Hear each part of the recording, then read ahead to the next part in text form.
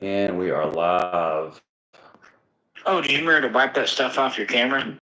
It's all over the place, man. It's a damn mess. Yeah, bring Theo in. It's always easier to just blame you for shit like that. Even though I'm 80 miles away. You come down once a month.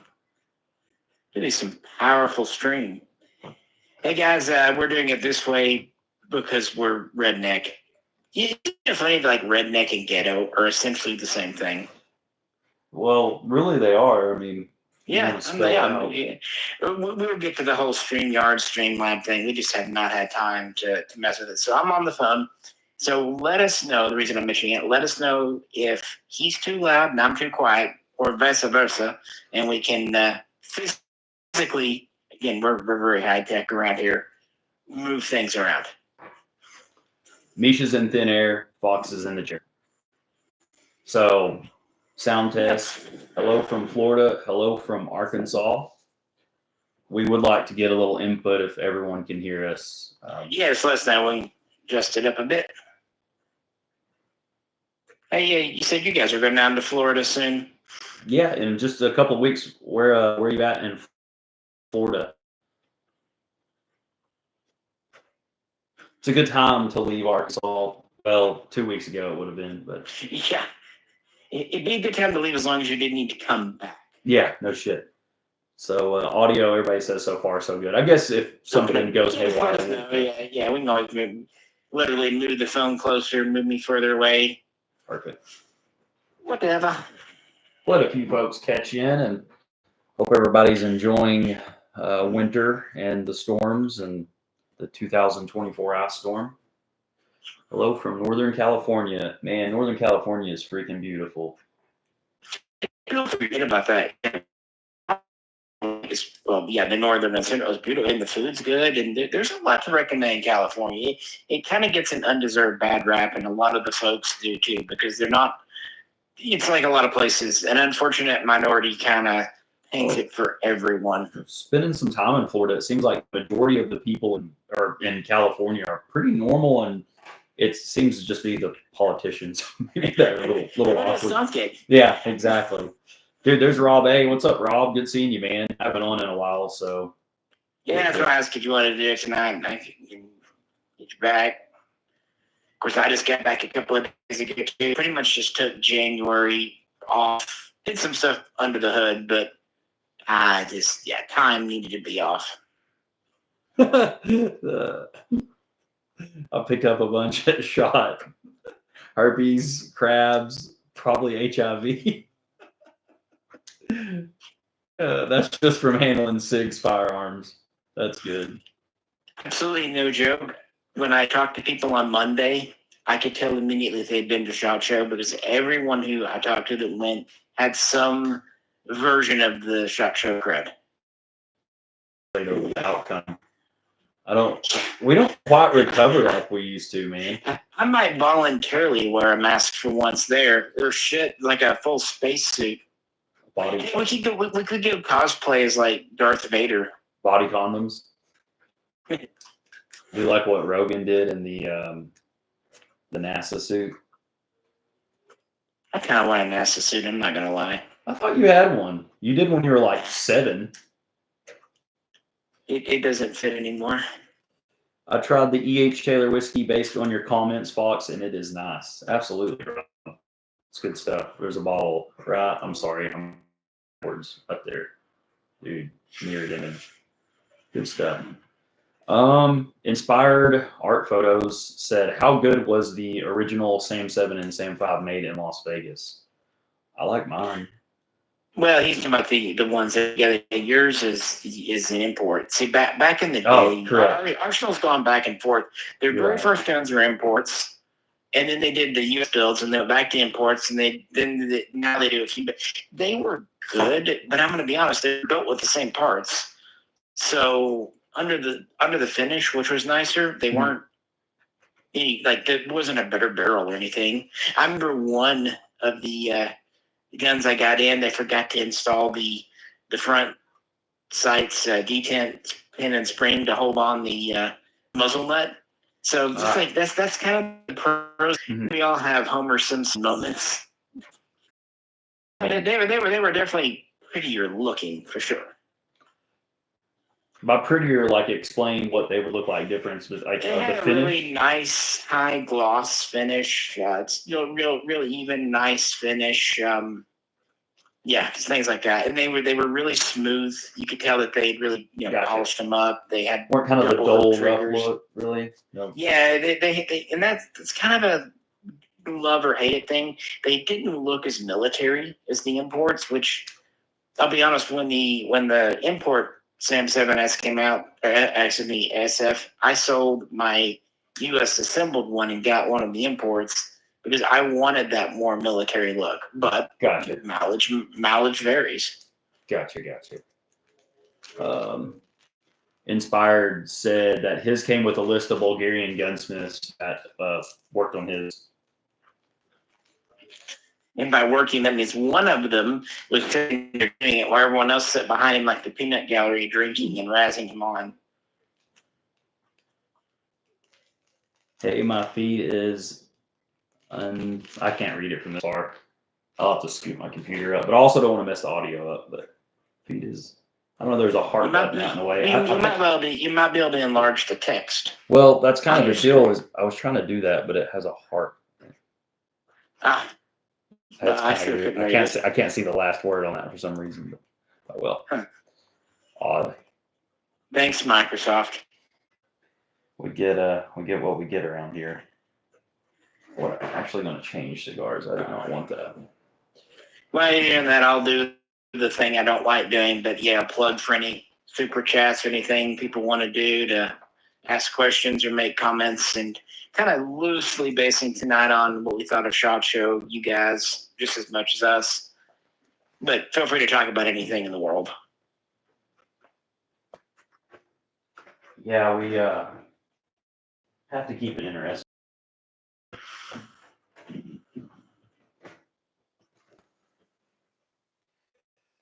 One thing I'll be clear about, I think most people read my comments. I posted that video on the AS10B2, and there were several comments about the barrel length. A lot of the websites are reporting because they just copied directly from Century, which I don't blame them. I mean, he wants to retype some, but Centuries are putting a barrel length of 21.5. For sure, it is a 23.25-inch barrel. Not only does it visually, says the blind guy, look the same length as my other AS10B and RPKs. Mm-hmm. I did break out the good old tape measure, and yep, it's just a fraction over 23 inches from the chamber to the edge of the muzzle. Awesome. So it is a correct RPK spec barrel. It's not some weird. Right. I wanted to share it. So just real quick and see if we got audio back, because the comments were coming through that some of our audio was messed up. So give me 1 second. Okie dokie. I'm on the top one there. See if anyone can hear me. I may actually reset my internet router just in case. I don't know if maybe what storm's rolling in that would have anything to do with it, but we'll see. Well, I mean, if you're able to type, you should have internet. Yeah, well, they were just saying it was really choppy, but all good now. So there's a thing on YouTube there where it tells you your signal strength. Okay, I think we're back squared. Okay. So, yeah, sometimes it just does that. That's just live streaming. Sometimes things get overloaded, and we are kind of at prime time because we're 8 p.m. Central, so this is probably when the internet's being used most heavily. Well, we're also in the mountains, so. Yeah, funnily enough, I'm on one side of the mountains and you're on the other. Yeah, we really are right in the middle. Yeah. Between. So I'll go ahead and ask, what did you see at SHOT Show this year that maybe you liked? You know, was there anything that really struck a, I don't know, an interest? To paraphrase slightly Mel Brooks and Spaceballs, I ain't seen shit. No, I would say Zastava had a good showing.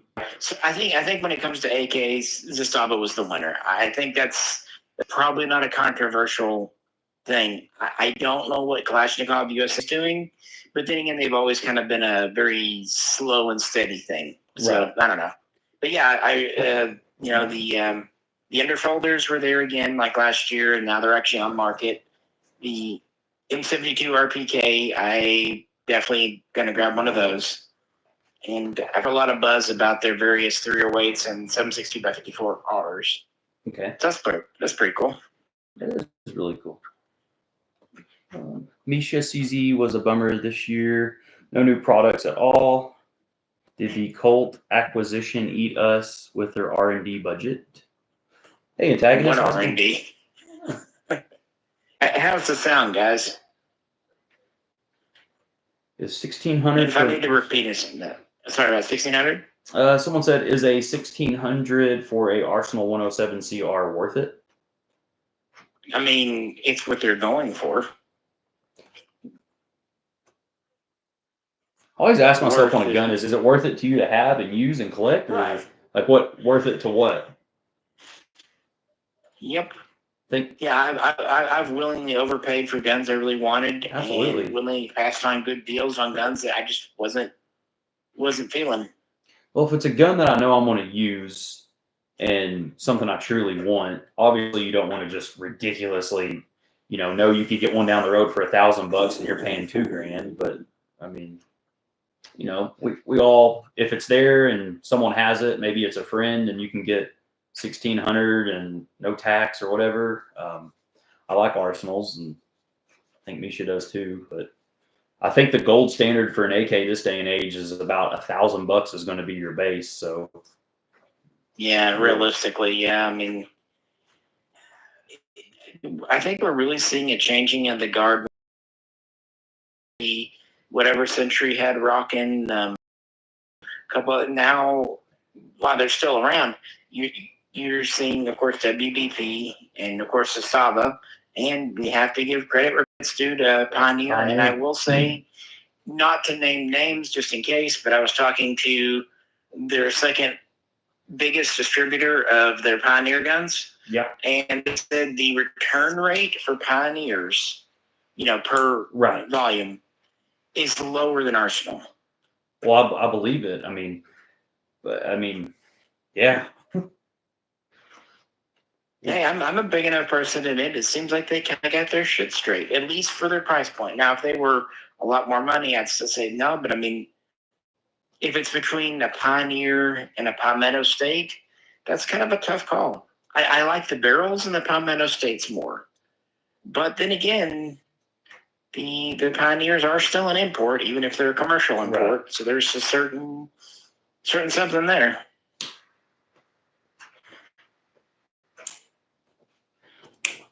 Well, I was reading a whole lot on some Reddit forums and stuff, and of course the channel's brought up a lot, and our testing years of testing and kind of going down that route. So, there's definitely more being bought and more people getting their hands on them and shooting them. So I got a question here on my phone, a text in since he doesn't have a YouTube account. So JC wants to know your thoughts on what a Romanian SAR3 is worth, if possible. I mean, assuming good condition, I'm going to say even of the SARs, they're the least valuable, but that's not a bad thing. I'm going to say these days at least 1,200. I know that sounds crazy, maybe more because you don't run across. That was really the number I had in mind when this gentleman asked me that last week, but I really kind of. Well, my thought is for much more than that, why not just get a FB Baril? Yeah, no doubt. Because you can get a Baril for about 16. Right. I think this guy had gotten a pretty good deal on it, and had no clue if it was, really the right AK for him to, kind of kit out. And I told him maybe that's just to keep that stock and get yourself something that. Yeah, I would say that's kind of correct. If you want a shooter, even though that's exactly what they were originally meant to be. Well, there's just better options out there. Yeah, I would get a Pioneer or a WBP and 223 as a shooter. Yeah. Just to kind of abuse. Yeah. kind of let that one set back and leave it as is, especially if it's in good original condition. I would assume. Exactly. Okay. Yeah, because some of those had really pretty wood, and others had the opposite of really pretty wood. So yeah, look the draw. Right on. When did they quit importing those, like roundabout time? The SAR3s? Mm-hmm. 2004. 2004. Well, excuse me, 2003. Okay. Eric said, I may be an idiot. I traded a Baril for an M90 because the Baril didn't run brass and the parts availability just wasn't there. Why wouldn't you have sent the Baril back to FB or call I'm surprised it wouldn't run brass. I was going to say trouble with brass. Mine's the opposite. Well, mine actually likes brass just as much as it does steel now. But I'd be curious, Eric, how many rounds did that have in it? Like did you ever do a break-in or what magazines? I was going to say, what about mags? And remember, this is something you absolutely had to follow up on. Remember how much trouble I was having with that brass ammo out of the Wasser 3 last year? For sure. Well, and also something to bring up. This sounds crazy, but just if you had a scope mount on it and it was putting pressure up, and in the the Benelli, remember we put the EO on the Benelli. Of course, on the Benelli, the rail is directly on the receiver. On the Baril, it goes over it. But true. If something, I don't know, but if it's already a done deal, it's a done deal. Yeah. I do find it interesting though, because I think there's more spare parts for Barils than M90s. I think you're probably right. He said that he tried different mags, but the bolt was getting stuck in the rear. Okay, we had that happen before. If you go back and look, Jay and I did some troubleshooting, but it ended up being in shipping over from Europe. Maybe it was at the bottom of a crate. The dust cover had been squeezed. So the solution. Yeah, we put a new dust cover on, and they sent us a new recoil system, rod and spring, just to be safe that it didn't get bent too. And once we did that, no problems. Yeah, I mean, there's always good trial and error, but sometimes you just don't think of stuff like a bent dust cover. I mean, no, you never can. And it wasn't something that was apparent because it was just enough to squeeze it when it went rear. Yeah. Somebody said, "Why is it so blurry?" Is Fox using his watch calculator to record this? Man, I usually just use a potato. Mayonnaise jar. I have a Arsenal SLR with 105 without a threaded barrel. What are my options for installing a muzzle device? Easy peasy. What I do, pop off your neutered front sight base, pop on one with bayonet lug and 24 mil threads. Bada boom, bada bang. Be out about $100. Yep, two barrel pins. Yep. I hope the screen's getting better. If it's a little choppy, I do apologize. Actually, you know what? I saw a front side base in my parts bin when I was digging for a muzzle cap last night. If you want, hit me up if you want it. Not for free, but whatever I've got in it. Yeah, just pop it on. That was I'm trying to find that comment. Shot up a little more, but I'm sure he'll reach out via email. If you want, Jen.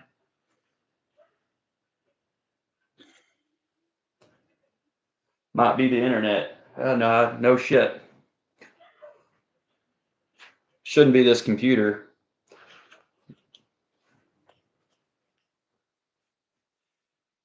Blue Ridge said he would appreciate that, or she.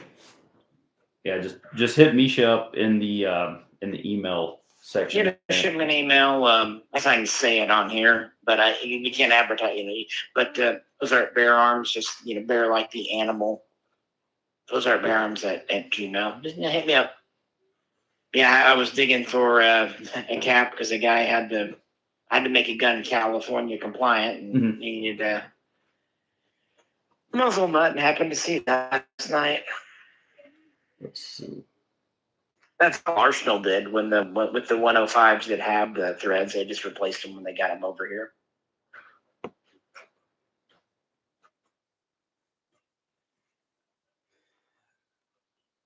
Now to get to thinking about it, I really haven't messed with any of the AKs in a while. I've really been on a AR kind of hunting. You really have been. Dude, I'm surprised you hadn't called me out on that in a while, but I haven't. Well, not really, because there hasn't, I'm going to be honest, there hasn't really been a lot of new AK stuff to really not at all. Get all hot and bothered about.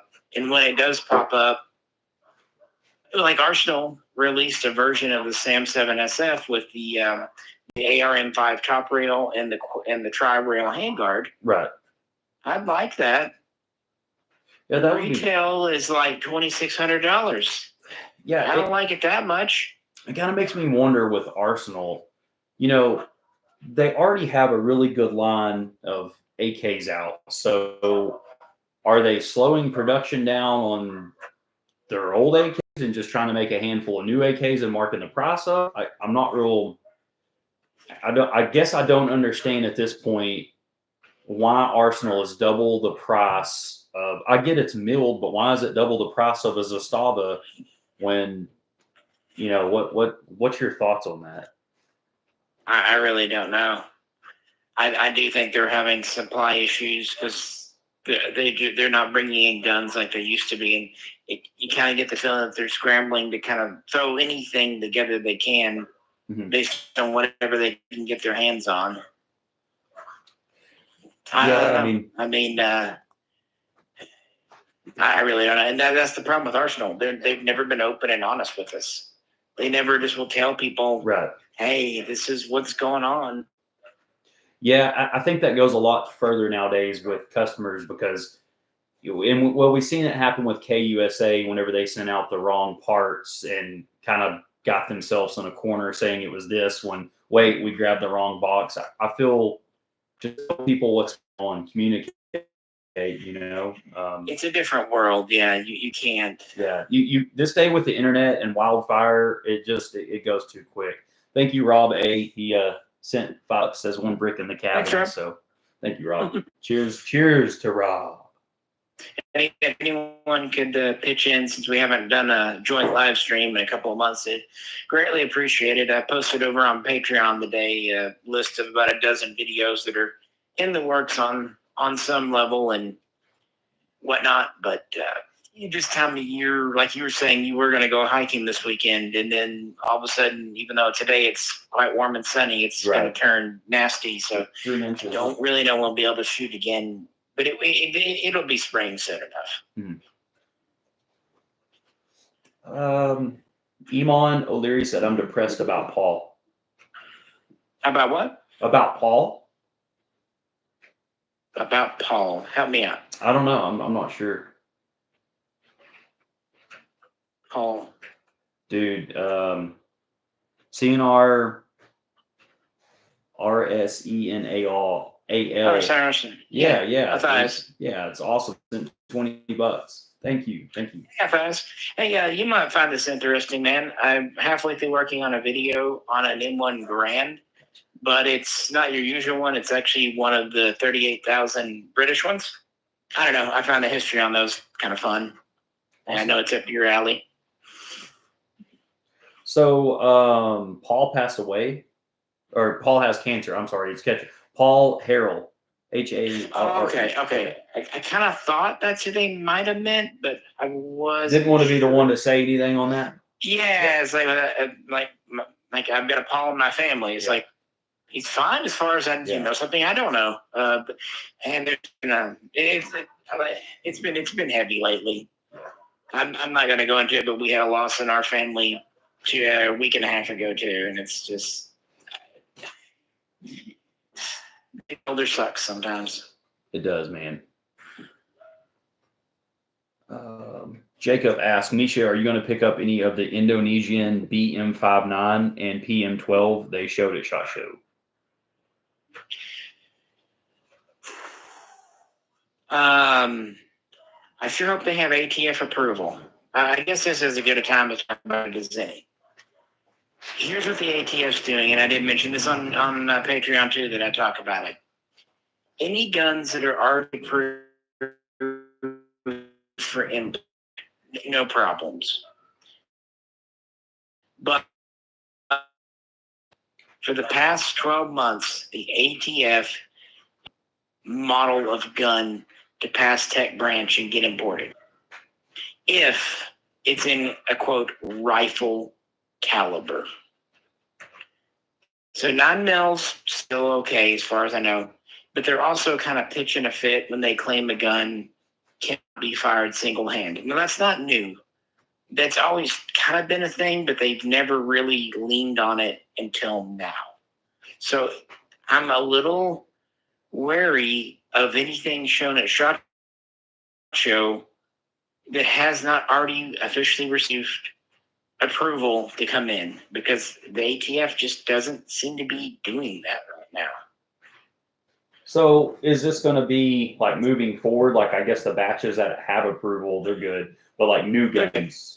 Okay. Right, yeah, totally new things. Like your AKs and stuff coming in, they're fine. But if you say like, hey, I want to import this whole new gun, and it's, perfectly legal and new, but they just they don't seem to just they just seem to be stonewalling people. What will that do? What will that do for Swiss guns? Nothing, because approval's pretty much already been done. What could you? It only really would impact if there was a whole new model that wanted to be brought in. Okay, gotcha.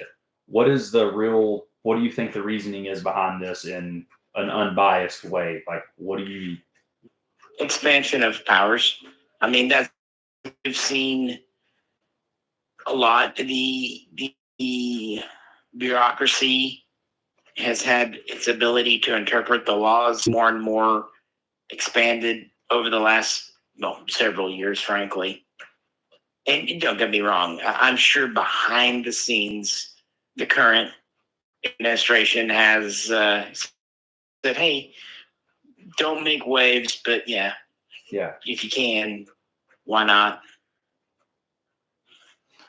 Well, and I think a lot of it too is they're kind of butthurt because the arm brace thing didn't go through. Come to think of it, because they really started doing this. Well, that calmed down. The import stuff seemed to kind of get swept under the rug, and now that the arm brace stuff is really lit and back on. Yeah. So I think this is a little maybe revenge. Probably not. That's probably ascribing too much emotion to. No, I know what you're saying. Agency. They probably go down a list of what things they want to go after, and it's like throwing shit at glass. Whatever sticks could potentially stick. They're just working their way down, trying to show that, hey, like you said, some form of expansion of power. Well, and we saw it way back around 2014 with Ted Marshall and the never really off the ground Radom USA. He had his booth SHOT Show for a total of 3 years. It never came to fruition because he was talking about what he was going to do that at SHOT Show, and it's not a good look. I wouldn't be, and it just kind of seems like you're jinxing yourself. Right.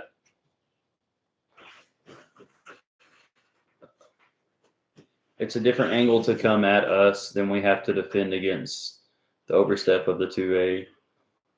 Well, and the thing is, we really don't have any rights when it comes to imports, and not just guns, but if they don't want to import a car, they can drum up some BS about fuel emissions or anything. Imports are, frankly, a privilege, not a right. Gotcha. And I'm not saying that's what I want it to be. It's just what it is. Right.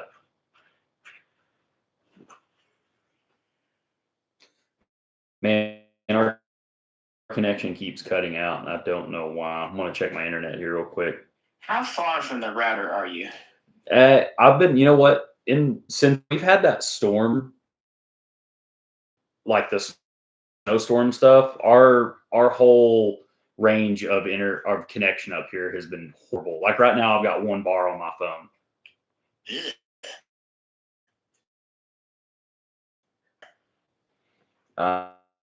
Probably 2 years old. Go. We had to do ours last year, and it made it infinitely better. So it does this every once in a while. You don't have any programs. What I just texted the fam and said, make sure. I mean, even on your computer, like if you got any, like if your computer's doing updates or anything in the background. I'm just going to close all these because I did have quite a bit open. So we'll see what happens.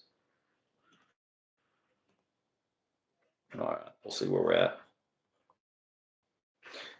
I would like to ask the 40 members that are on here right now if you can hear me. So does anybody have Windows Update is an unstoppable monster. You're probably not. Yes, it is. If I got something big I have to do on my computer, I will just let it sit idle for a couple hours before to make sure those stupid updates do what they want to do. Well, and to be fair, this computer's been working its ass off because I've worked from home and kept it on. It probably just needs to be restarted. But anyways, I want to ask you guys: does anybody have any experience with the PSA Saber 308 PSA? I've called them. Another buddy of mine that takes shooting long distance pretty serious, or I would say sub MOA shooting. What has it done? Because PSA basically told me that they haven't tested those things, which I find really hard to believe. And I was kind of baffled that they told me that. So I asked to speak to the team that does test, accuracy with that. And somebody said we cut out. So I'm going to repeat that one more time. Damn it, man. This is starting to make me mad. I may do something real quick. Let me just see if they can hear me now. We're like totally woods in it. We'll be a little more prepared next time.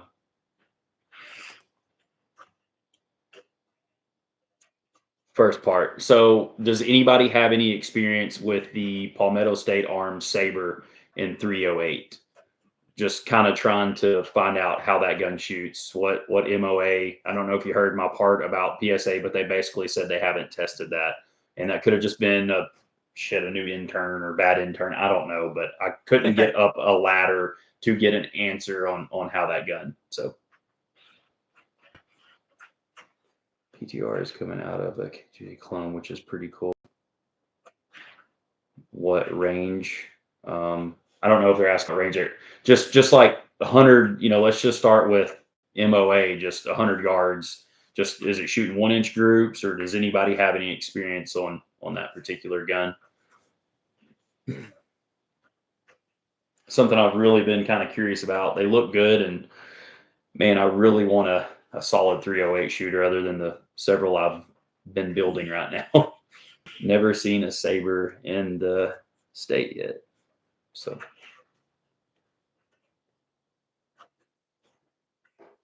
Well, anyways, if somebody hears that, they can answer it later, but just wanted to put it out there. When did they release the guns? I think about a year ago. They've probably been out in a year. They usually sell out. Who makes the barrel for them? I'm sure Palmetto State Arms. Okay.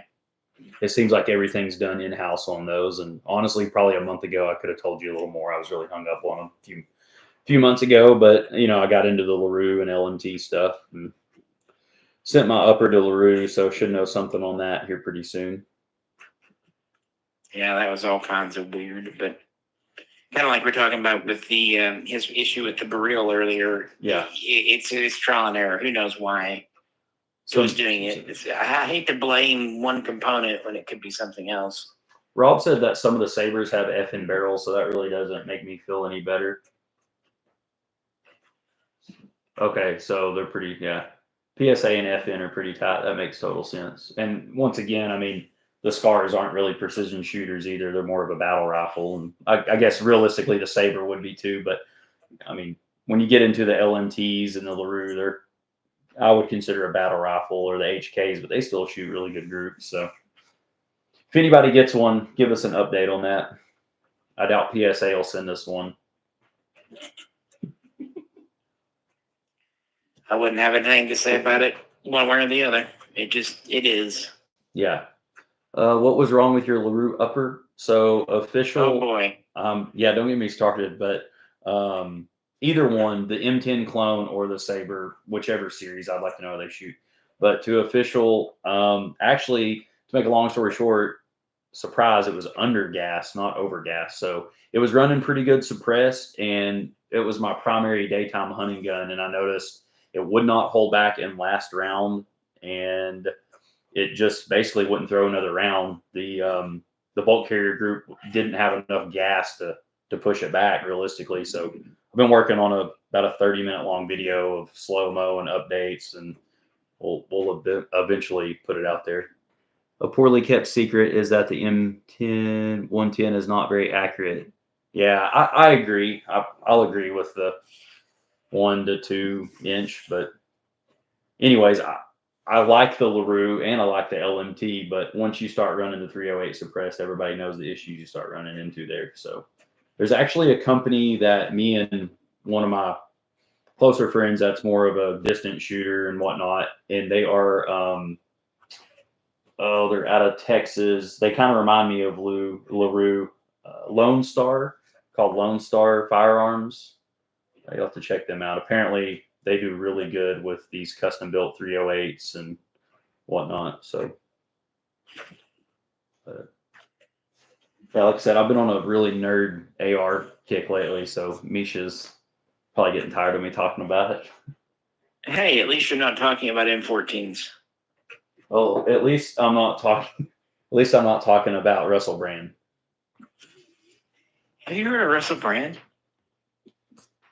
Dude, that would be a good time to ask you about this pyramid program that I've been working with. If you could just give me $300, we got something we can work with. So, and we're canceled. We are kidding, YouTube. We are kidding. Yeah, it's a joke. Let's see. I mean, you're welcome to give us $300, but you're not going to get shit from us. But unlike a pyramid scheme, I'll be upfront about it. Well, I would be good about it if it was real. I'd put you in the middle. I wouldn't start you at the bottom. So just for the record, YouTube. Because middle management's the best place to be. Yeah, I'll let you deal with all the shit while I stay up here. Yeah, exactly. Just happy. So Blue just said, enter to win. That's the one I like right there. Enter to win. Some Blue said that 300 blackout is affordable now. Well, hook me up. Official one said LaRue will get you mail, and I'd like to pick your brain on a few things. And I totally agree. I've been pretty clawing with LaRue for a little bit and only really had to have 3 or 4 customer experiences. But I would still, since you have 8, I would like to pick your brain on a few things. So send Misha an email to get mine, or I don't know how that works, but I would like to talk. Mr. 9x19 millimeter says M110 clone with the military arms, 110 SASS actually, and T-Rex has testing of the PSA M. Okay, with mixed results. Yeah, that's kind of the deal. There's never been anything that I've seen that is like consistent, which is that user error or shit. I'm going to go out on a limb and say that's not PSA in general consistency. No, yeah. Some of their guns are fantastic, but then there's a limit. They just don't have that level of QC that I'm kind of used to. Gotcha. Big Slinky. Yeah, I'm on Instagram. Look up Captain Howdy 667. So Captain Howdy 667. Look me up there and you can send that to me. Big Slinky. Appreciate it, man. Hey, hold on a second. You said for a 2-man squad bushwhack training last fall. Big Slinky, you're on Instagram, Fox. I'll like you a video of the. Hey, I'm actually going on a bushwhack training on April 6th, Big Slinking. You should look into it. It's going to be at Birds Adventure Center. It's, I think, a 6 to 8 mile bushwhacking. Me and a couple of partners are going to go on it. I think it's only like a 10-hour course, but it's pretty primitive. So, yeah, definitely hit me up on Instagram on that, and I'll send you some info on that. April 6th, up by Misha's, Misha's cabin's a lot further away, but it's 2 miles. Yeah. Sorry, Big Slinky. It's Captain Howdy. Captain Howdy, Howdy, like Captain Howdy from The Exorcist. He was the demon. Oh, cool. Okay. This is the Marine School. Yeah. Cool. Yeah, send me some info. Appreciate it, man.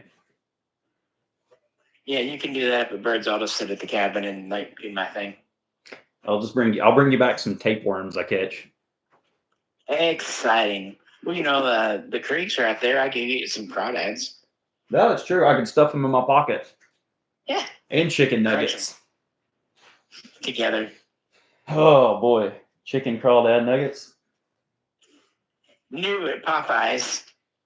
So I haven't seen anybody or heard anybody complain about the audio and stuff. So I'm assuming we're still good. So yeah, keep some questions rolling. If you want to ask some serious questions, we always like a a little bit of, I guess you could call it a donation. So if you have anything you can spare, it's always awesome Just for the rolling channel. into a new year, Trying to do a few coming things. new. Well, it's just, I don't know. Nothing has really just got us totally excited. You picked up those 2 new guns or 3 new guns. You picked up a couple new pistols. Got 2 new pistols to bring down in a couple of weeks. So that'll be pretty cool. Yeah, I've been meaning to pick up. It's just when a deal came around, a CZP-10. But mostly what I was coming across for the season, I really wanted the F, and then finally stumbled on one right before Christmas. So yeah, at 10F, I don't know. I just kind of like the full size, and why not? You got the Zastava underfolder, like we mentioned. Yeah, I want to shoot it. Mr. 9x19 asked if you have any FB Radom, Grote, any insights from your industry insiders. I mean, FB Radoms are quite available right now. Yeah. Check out Arms of America. I don't know exactly which of the models they got in stock, but I was on the phone with them just yesterday, and they definitely had some. And they even had a good number of parts. And that's mostly what they said. For the immediate future, the next import batch will probably be spare parts. I think they got another batch of this 100s in, also known as the.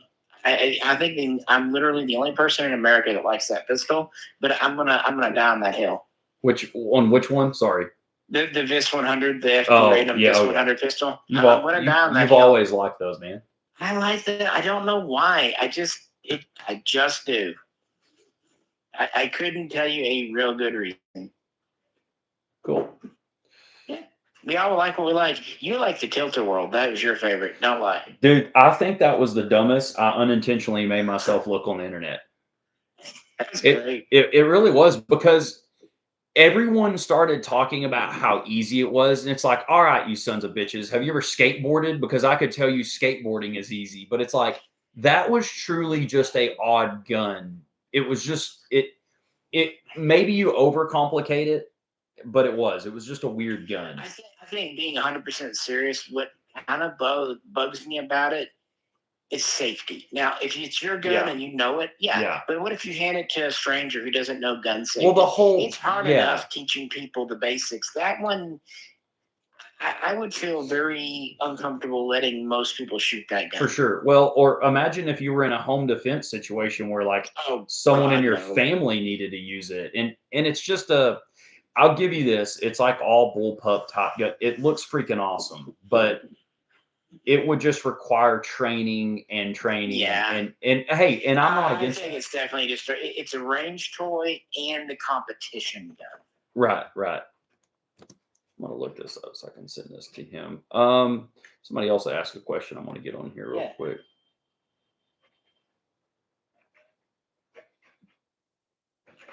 He said, thoughts on Henry lever action Supreme. I can't help you there. Maybe Misha can. Yeah. I like the idea of them. I'm old. I'm not quite that old. I just don't know lever actions. Sorry.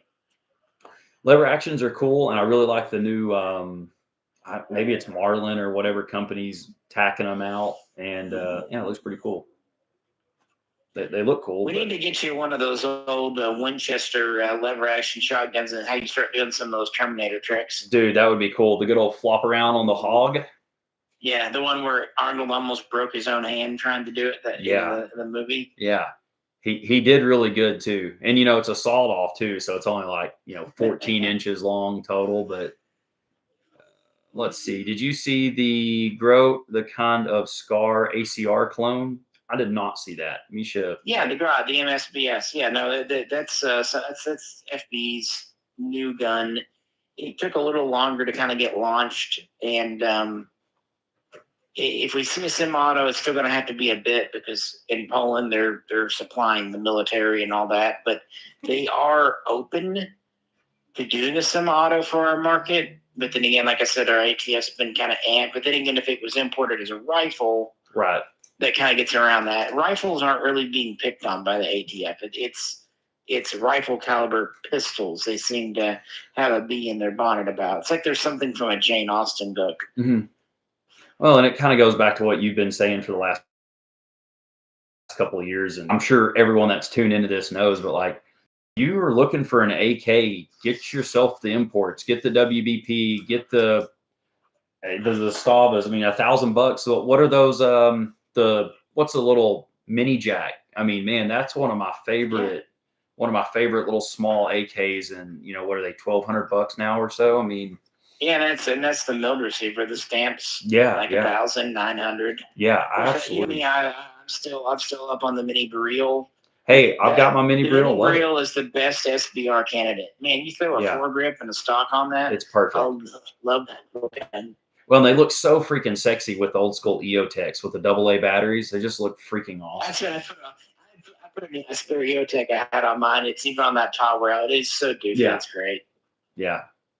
Buy a stamped Mac 90 for $700 or less at the pawn shops. You used to be able to do that, Big Slinky, but it's kind of hard to do now because assholes like us little millennials caught on that was cool, and we actually got them all for about $450 to $500. Yeah, even as a gun store. Yeah. If someone brought in with a nice Mac 90, oh yeah, I'd probably give them at least $900 trade in. I think I got my first Mac 90 for like $400 cash. And they were for sure. Yeah. I mean, heck, when I was young, they were $200. Yeah. But then my second one, I paid $1,000 for it, and I drove to Conway to get it, but I wanted it, whatever.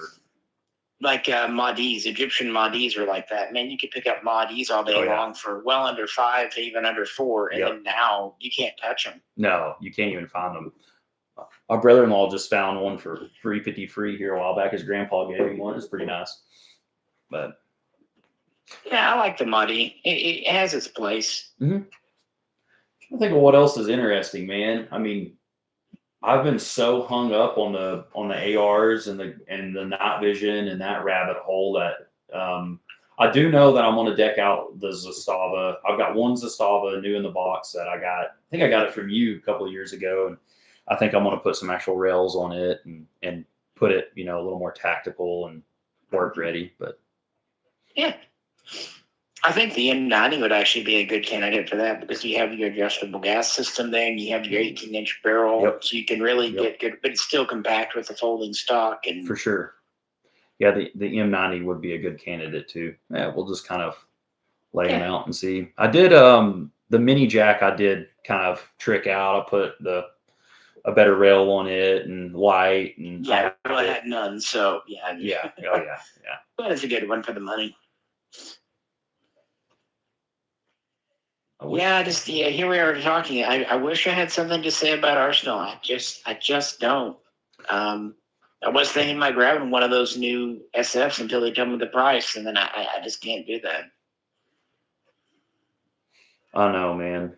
Yeah, I really seeing our Arsenal sitting $5. Best and worst smelling booths at SHOT Show. Oh. Whichever one had Taco Bell before. No shit. Hey, I've got one back at you there, man. Best and worst smelling Cosmo line. It's serious. Once you get used to cleaning that shit, you can tell where it came from. The ATF booth. That's funny. How are the Polytech AK-762 Bakelite folding stocks perceived? I mean, collectible. Yeah, they're. It's what's weird though. Mm-hmm. There are more Polytechs than Norincos in the country. Now, why is that? I don't know why.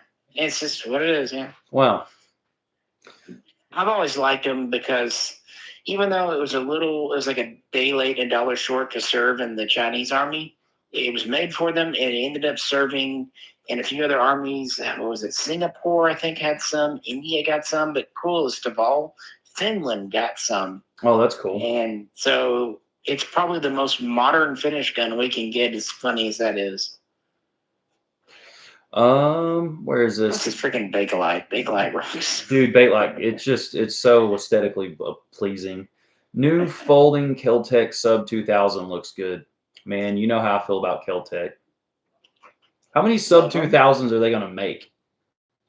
I don't know, man. They were making it, I think, when I got into guns. So. Yeah. They're fine. They are. If they just had a little bit better quality manufacturing, the design is kind of cool. Yeah. Well, they make space parts, and I do like that. Like even their shotgun was cool, but we can even see James. When James did his test, they just don't hold up for the long term. Now for gun range toys and here and there, I think they're awesome, and that's what I look at Kel-Tec as. And probably one day I'll be proved wrong. It'll be really badass guns, but I'm telling you, I've said it for years. They need to partner with a Glock.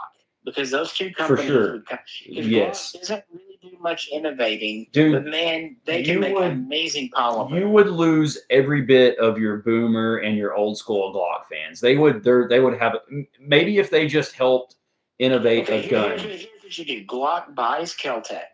They go under the Glock brand. They become their R&D department. There you go. And everything's still made under. Imagine if it was a Glock branded sub 2K with Glock quality.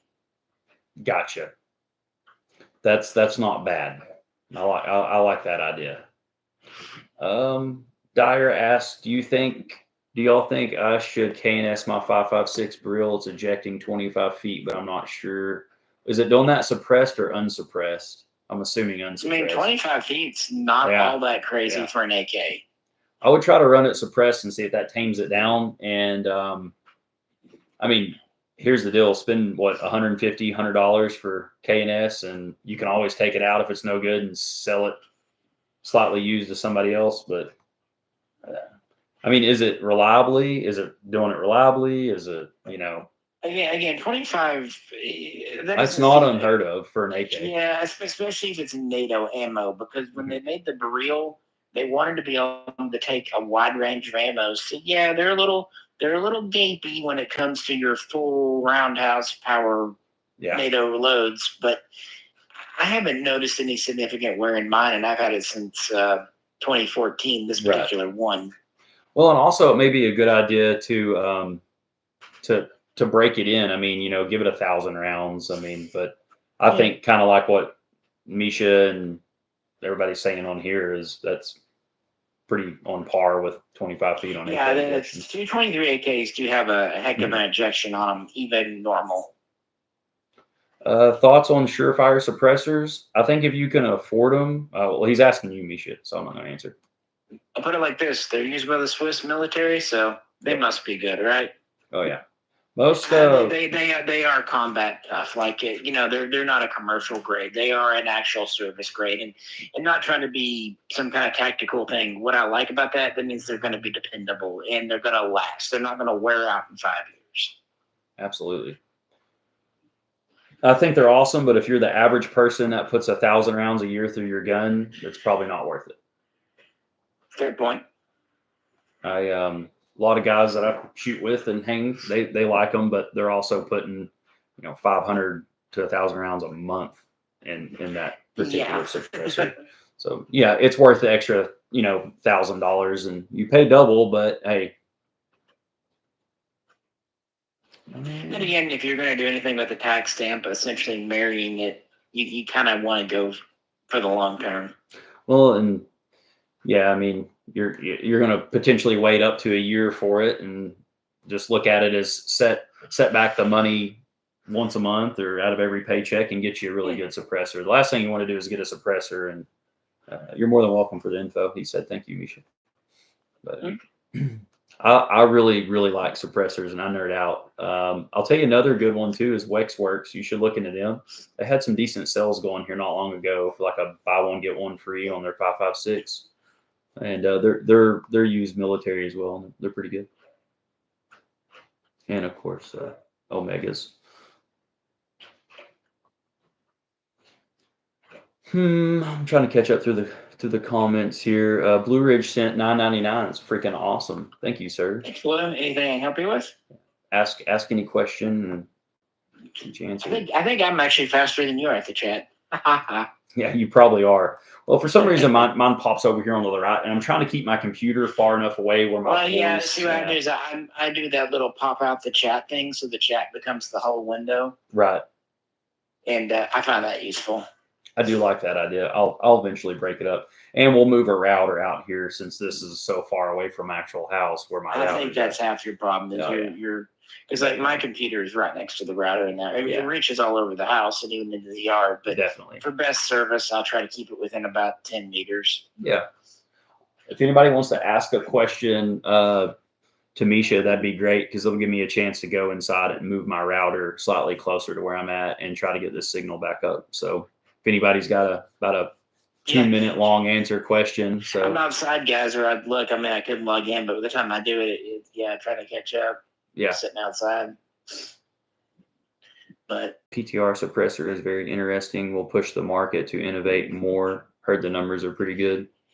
The only thing about any kind of suppressors and SBRs is there are a lot of states where that's not possible. Also, you are cutting out that 18 to 21 demographic. Mm-hmm. So it's by definition a niche market, unfortunately. For a suppressor? Or just in any title, any class 3 thing. But suppressors included. But there are increasing numbers of states, and there's even just areas where even if it's technically legal, you just got a Clio that won't sign off on it, which is a dick move, but that's one of their powers. Right. Yeah, now I'm imagining Officer Bar Brady from South Park. Bar Brady, dude. Somebody's a that was a pigeon. D-Life, you can have all the booze and firearms, but can't marry who you want to. Well, kind of. I'll be honest. I think adult, marry whatever. I don't care. Yeah. I mean, it's a personal thing. It's like when I go to a sub place and I see someone ordering a really gross sub. I'm like, well, your sub, man. Well, there's always two sides to the coins of shame, and they do this and he does. I mean, the beauty of it is we get to own firearms. So if someone's into I don't know, turkey sandwiches and I'm into ham sandwiches, hey, you don't take mine and I won't take yours. Oh, okay. I mean, you can't have Mary Jane. Okay. Well. Okay. Well, what I said is true. Actually, we can have it here. Gotcha. Yeah. That needs to become a federal thing. Yeah, definitely. I think Biden's holding it as. I think that's his that's his trump card, pun intended. Just legalize weed. I that would get him so many votes, whether it's deserved or not. Yeah. That he's going to need to pull something out of his back pocket if he thinks he needs to be relevant anymore. But I want to get onto this question so I can go in and move my router. And you can answer it. But don't unplug it. No. I think the wife put like a vase in front of it and it could be blocked. Anyways, do you have a lead shield? It's my Kevlars and all my vests. It's actually inside a suit of armor in your living room. Okay, go ahead. Do you have an FNC? Only found one video on your channel. Saw Chris from Small Arm Solution had one from for a review. I want that Pendad amphibious rifle. I'm gonna let you answer that. I'm gonna go adjust. Yeah, and if you look at Chris's video, look at the serial number, and then look at my video. Yeah, I sent him the FNC. I actually had two of them once. I had the fixed stock, and I had the folder. And I'm gonna be honest, I like the fixed stock more. I like the 18-inch barrel. But man, the money. I really didn't want to get rid of them, but needs must, and can't keep everything. And someone offered me way more than I thought for one, and then the other, and I don't know. Can't keep everything, right? Plus, I've got a lot of other 223s. I've got the Beretta AR-70, now the 7092. Got these Swiss guns. I don't know. I have to cut it off at some point, and the FNC was one of them. I will say, though, and I was going to do one of those kind of retrospective videos on the FNC video. That's one I still feel like holds up. Even though it was an older video, I put a lot of time into getting that right, and I don't really have any new knowledge or experience now that I did not have back then. So I do endorse that video. A lot of other old videos I learned a lot or I was an idiot. But that one still holds up. So check it out. But and it shot fine, but it wasn't just an amazingly good shooter. And then I pulled out my Daewoo K2 and I had to be honest with myself. I like shooting that South Korean gun more. And of course it's a third the cost. So I think that's what kind of helped me decide to go ahead and take the offer I had on the FNC. Yeah, I had loaned it to Chris because he wanted to do that. Again, can't have everything. I don't have a scar right now either, although I've had them in the past. As to the Pindad one, that's actually one that was very much in the forefront of my mind when I was talking about the ATF, and I was saying I hope everyone who was at SHOT Show had approval, because I'm really hoping they got it a year ago before the ATF started doing this, because I would immediately sign up to buy one of those because the price would be fair and it's a little bit different, a little bit modernized. As you can see, it's not a straight FNC, which I'm fine with. But if they've just submitted a sample and they're hoping to get approval, maybe a miracle will happen. It'll go through. But I'm not holding my breath, unfortunately. Maybe that fixed it. So just walk back in. Yeah. Oh, let's see. The AR-70 is my top pick out of the FNC ETC. That was a very nice video on the FNC. I'm going to get the underwater. Yeah, again, that's one I really did put a lot of heart into, so I appreciate that. Awesome. And AR-70 is cool too. I need to bring that one down and let you shoot it sometime. How comfortable was the pooping corner at the ATF booth? How comfortable was the what? The pooping corner at the ATF booth. Dude, it was more comfortable than the jizzing corner. Yeah, somehow. You don't want to see an opposite agent's O face. Just trust me. No, not at all. Oh, man. Speaking of O face, I just heard two cats in the distance doing what cats do at this time of night loudly. Jesus. Making O faces. Well, yeah. A couple months later, new kittens. Super.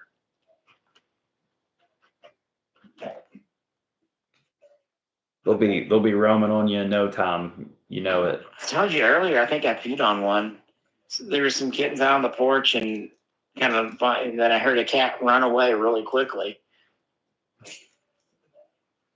Dude, I pissed on my hunting bag the other day. I wasn't even going to mention it, especially on a live stream. Nice. So I had the nods on and flipped them up and turned around to take a piss, and I noticed it sounded really weird, and I literally looked down, and the little bit of the moon that was showing, I was pissing inside like a $200 backpack, like not a little bit, like full 20-second string, dude. And then the worst part about it is I left it down there. And then I texted my buddy and let him know I forgot it. So he brought it to me the next day. I was like, oh, man, I'm sorry. Just imagine him walking up and you hear it sloshing like it's a water skin. It was basically a bladder bag at that point. It was horrible. Yeah, it was not doing it's gross, but whatever. Because I can't see. I always do like a little bit of a test projectile before letting loose. Well, normally I do, but I had the call set up, and I had my gun on the bipod, and I was waiting, and I was like, oh, I got a chance to piss here, and I turn around, and like that first noise it makes, it's real silent, and then it starts like really building up. That wasn't happening, and I'm like, what the fuck am I peeing on?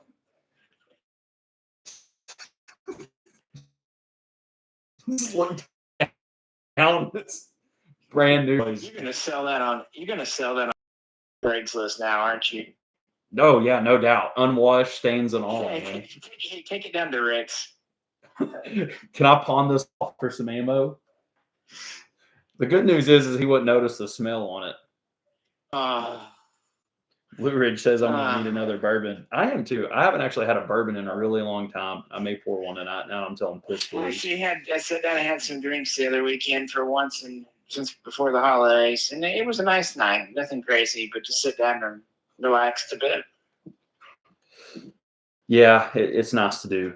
Mr. 9x19, Misha, is there a video you did a while back? Towards the end of the video, you stepped on one of the cats. I do remember that. You did step on one of the cats in a video. That's been a while. God, that's been a couple of years now. There's got to be, I think there is a video. Or you accidentally kicked one, and then like later you said you did it on purpose. I think I do remember that. Yeah, I don't. It happens. Heck, my wife last night just stepped on Hobo's tail, and I kept bugging her all night saying, "Hey, we need to take the cat to the doctor. Her tail's broken." Oh yeah. She didn't find it funny, but Hobo was just giving that look like, "How dare you?" Yeah. How dare you do that? How dare you? Baseplate says H&R 633 thoughts. Do you think they will have chrome line barrels and two-piece handguards instead of the one like at the show? Yeah, that's more of a you question, I think. Yeah, that's I don't know, man. I wish I could tell you. I mean, yeah, I can't even give you any insight on that, man. Well, just because you see something at SHOT Show, who's to know if it even comes out, if it'll be exact. Too many guns get changed, some for the good, Right. some for the not, between what's there and what's released. Well, and they kind of show things, and then you know, well, how many times like Brown L's changed their. You know what I want, and we'll never get it. What's that? I want a semi-automatic version of the G95. Oh, that would be pretty badass. Yeah, but basically the current 416. We'll never get it, but even though the Mark 556 is okay, I'm really digging the newer like A7, A8 variants. And see, and that's what I've really been hung up on. And like, I don't know what road to go down with the MR because I really want the MR 762. But I'm with you. The G95 look, it just looks so good, and it has that more aggressive military. Like it just looks like. Well, it's more comfortable. Like it's so much more, man. It's less AR. Like I look at the original 416s, and they just look like a nice AR. But something like that, I'm like, okay, this is different enough that in my brain, I'm not just going, why am I paying this much for an AR? Yeah, I mean, there's something about it where it seems okay to spend the extra money on those. And I really noticed that when I started shooting. I mean, well, you know, my daily night hunting gun setup with not my thermals is that 5.56A1, and it's unbelievable. But it would be cool, like you said, to kind of have one more step up as far as comfort. The rails are a little fat and thick, but oh man, they're just and you've got the somewhat newer version. The version before yours had even thicker rails. Yeah, I really couldn't imagine. And a heavier barrel. The one you have actually has the lighter barrel, believe it or not. Yeah, I got you the best one we could get. I mean, for what's available here. Yeah, it does have a few marked improvements over the original. So did they do like a 416 308? So I know they did obviously the 5.56 416 417. Okay, were those? What was the outcome on those suppressed? Did they do okay, or were they shit? Yeah, I mean they're used militaries. They're military service. Yep. Have you heard anything? The system just runs really well. So, but I think in general, well, it's when pistons. It comes to the 308 guns, the pistons do better than direct, or if Chris wants to call it internal piston. I'm not saying Chris is wrong. No, he's kind of right. He's kind of right. It's one of those things. Like technically, he's right. I mean, okay, it's like this. Right.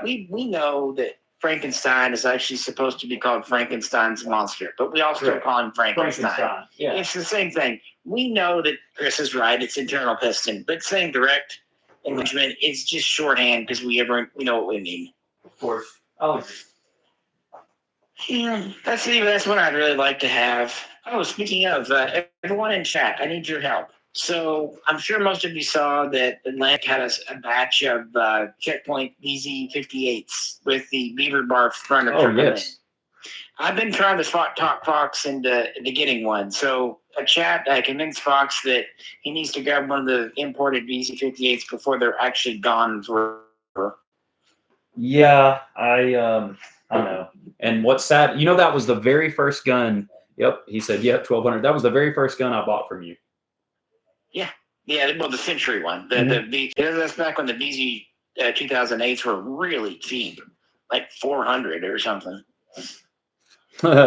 Antagonist said my VZ58 is a better rifle than my AK. Fight me. Yeah, you're not wrong, dude. I know. I'm going to buy some. Yeah, they are cooler. There's just something about them. And I don't know if the new ones do have the holes to mount a scope rail. Okay, awesome. 556. The MR 556 is worth buying 2 or 3 of, and the MR is worth owning at least 1 for personal use. I totally agree, Big Slink. I've been pretty. I'm a little past a year, aren't I, Misha? Yeah. Well, yeah. It was February because remember we came down for the family event, and I brought it down to you that one time. Yeah. I'll tell you one. I hunt a lot. I'm hunting like 2 or 3 times a week, so I'm constantly dragging mine out and shooting it like repetitively a lot, and it is, man, it's awesome. I love the gun. Quality gun. It Absolutely no difference. It is very good. Where can I find the email? Can someone type it up? Thanks. For me or for Fox? Or for Hobo the Broken Tail Cat? I think it was from Blue Ridge, and I think it was from you whenever you were talking about the front sight. So we'll let Blue Ridge comment back, and then I'll top it out over here. I will say this too: if anyone wonders, my full contact info is on every gun broker auction I have under contact info in the description, and it's really complicated. It's Mishaco over there too. So. Actually named the channel after that. So now, as I've said, I've used the Mishaco name going back to the late 90s. So if you search on my gun broker under sellers, you can find me and all my stuff's there too. Gotcha. Do you care if I type your email out on here? Or would that? I think YouTube would like that. I don't either. So what we'll do is it's ozarkbeararms@gmail.com. Yes, I wouldn't put it in the live stream because they might get cranky. Yeah, I agree. And every time I've tried to put an email on there anyways, they just get off. So ozarkbeararms@gmail.com. If not, you've got my Reddit or my Instagram up there, so you can just ask me on there and I'll send it to you on that. But so I'm trying to think of what else I wanted to ask you about. Definitely. I tell you what was fun when we had those snowstorms that I went through manually and submitted well over 100 videos for review with YouTube. Oh yeah, that was pretty cool. That was a whole evening of my life. Yeah, you sent me that entire list. That was quite interesting. I put it on Patreon too, so I've had to do this. I mean, it really was right down the middle. About half were approved and half weren't. The one that cracks me up the most is that Japanese Naval Special Arasaka. For whatever reason, they flagged that video. And I don't know. It cracks me the fuck up. That's crazy, man. That's so crazy. Didn't you say one time you got flagged because of somebody's hat? Yeah, there was like a Warhammer 40. There was a time a few years ago when YouTube had a thing against Warhammer 40K. Wow. And Jay was wearing a hat. I think I've pushed the limits on the most offensive shit that you can wear on your channel and not have them say anything. So knock on wood. Well, that's why every video you're in, I never get monetization. So yeah, that checks out. Yeah. Filter on your videos from now on. Dude, it's horrible. I don't know what it. I know you clean your camera before during the video, but I don't know what you cleaned it with. My shirt sleeve. Well, you were eating barbecue earlier, so I think we found our culprit. Thai barbecue. Rib juice on it. I went and picked up Thai. Yeah. I went and picked up Thai food today, and it wasn't bad. It's better. So I'm telling you, last time you've been there, it was really good. I like the steak pad Thai. That's hard to beat. So somebody just asked for VZ58s going away. Dude, they've been away. Well, the problem is, I don't know about new production might continue, but I can tell you the Beaver Bar furniture is definitely running out because they quit making that shit in the 80s. So eventually they're just going to literally not have any more they can throw on guns. Exactly. Okay, I've got to jump into this real quick with my man Tushinka. All right, so you said you're thinking about jumping into the Ruger SFAR, and I got to ask why. Because I'll tell you right now, the FALs, the M14s, I know you've liked those, but AR-10s are a different breed, man. So be careful, because I've now had 2 experiences with the SFAR, and they either don't feed properly, or they're undergassed or way overgassed, and they just skip over the bullets. Now you can send them back to Ruger, but like they basically have openly admitted to, yeah, we've got a lot of issues with these guns. So if you do buy one, like you need to find a really good deal on it. And I'm just going to tell you right now, right off the cuff, if you're looking to get into a 308 AR-15, you need to spend the money, like 2-3 grand minimum. And people tell you to put adjustable gas blocks on those. Dude, it's a Ruger SFAR. Like, if you're going to start getting that tinkerous in a gun, drop the money. Like, get a LaRue upper with an arrow lower, and if you're running suppressed, then get an adjustable gas block. But in my opinion, if you're paying $1,000 for a Ruger, you have to then put an adjustable gas block. That juice ain't worth the squeeze. Save up another $1,000 and find a used LMT or something, my man. You'll thank me later, and maybe others in the comments will back that up. But yeah, don't. I'm also just a guy on the internet, so. I feel like my L129A1 from LMT, and the only reason we haven't had it in videos is right as we were getting ready to do it in the M77, then 308 ammo disappeared. Right. I appreciate the insight, Fox. I keep wanting to, and my senses kept me from getting that one. Thanks. And I don't mean to necessarily talk you out of that gun, but there's better options, my man. Double up that money, find a used LMT or something, and you'll thank it later. Sorry, my phone was beeping. But yeah, I think the whole 308 is so intriguing in the AR platform, but it's also a pain in the ass. And for those of you that have went down this rabbit hole, you get it. I mean, well, there's not a standard, and most of them weren't made for military use. And you have a gun that's purely a commercial gun today. It was based off the original M16 or M4, right. So it's benefiting from that good foundational block. Right. Well, yeah. Yeah, I've always been real fussy about AR-10s. They're neat. They really are. They're freaking awesome, but yeah.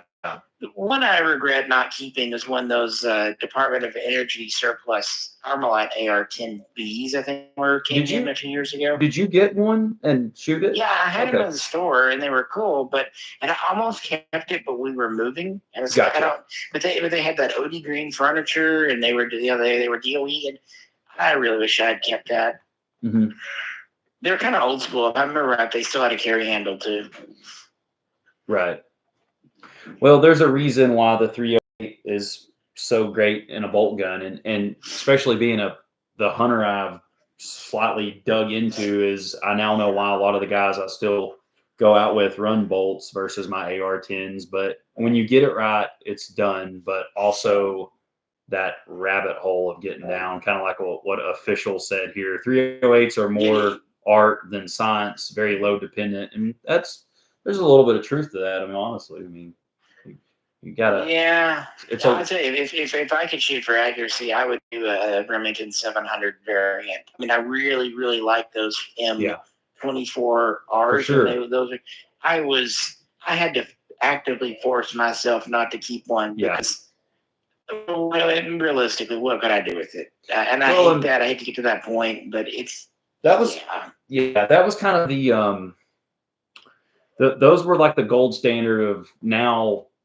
Savage makes those kits you can put together and build the receivers, and there's so many companies now that make really badass precision bolt 308s. But yeah, that's a whole deal. Well, it had that perfect thing of, yes, it was incredibly accurate, very durable, but it also was military surplus. The M24Rs were, at least parts of them were actual service parts from, the war in the desert in Afghanistan, and had that.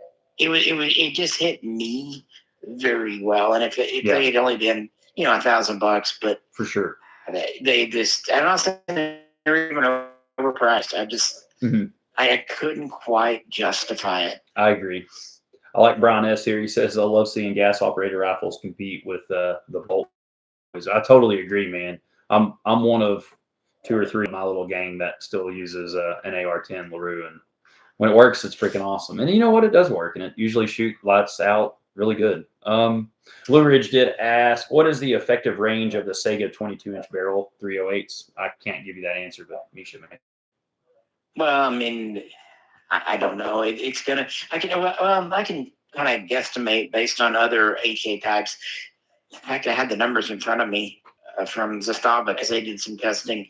But you're looking at, and of course they kind of judge them on man-sized targets for practical purposes. Right. But roughly 600 to 1,000 meters. 600 is kind of close enough. You should hit it. 800 are mostly spec'd at, and 1,000 tends to be listed as maximum practical. I mean, that's really, really good for any AK platform.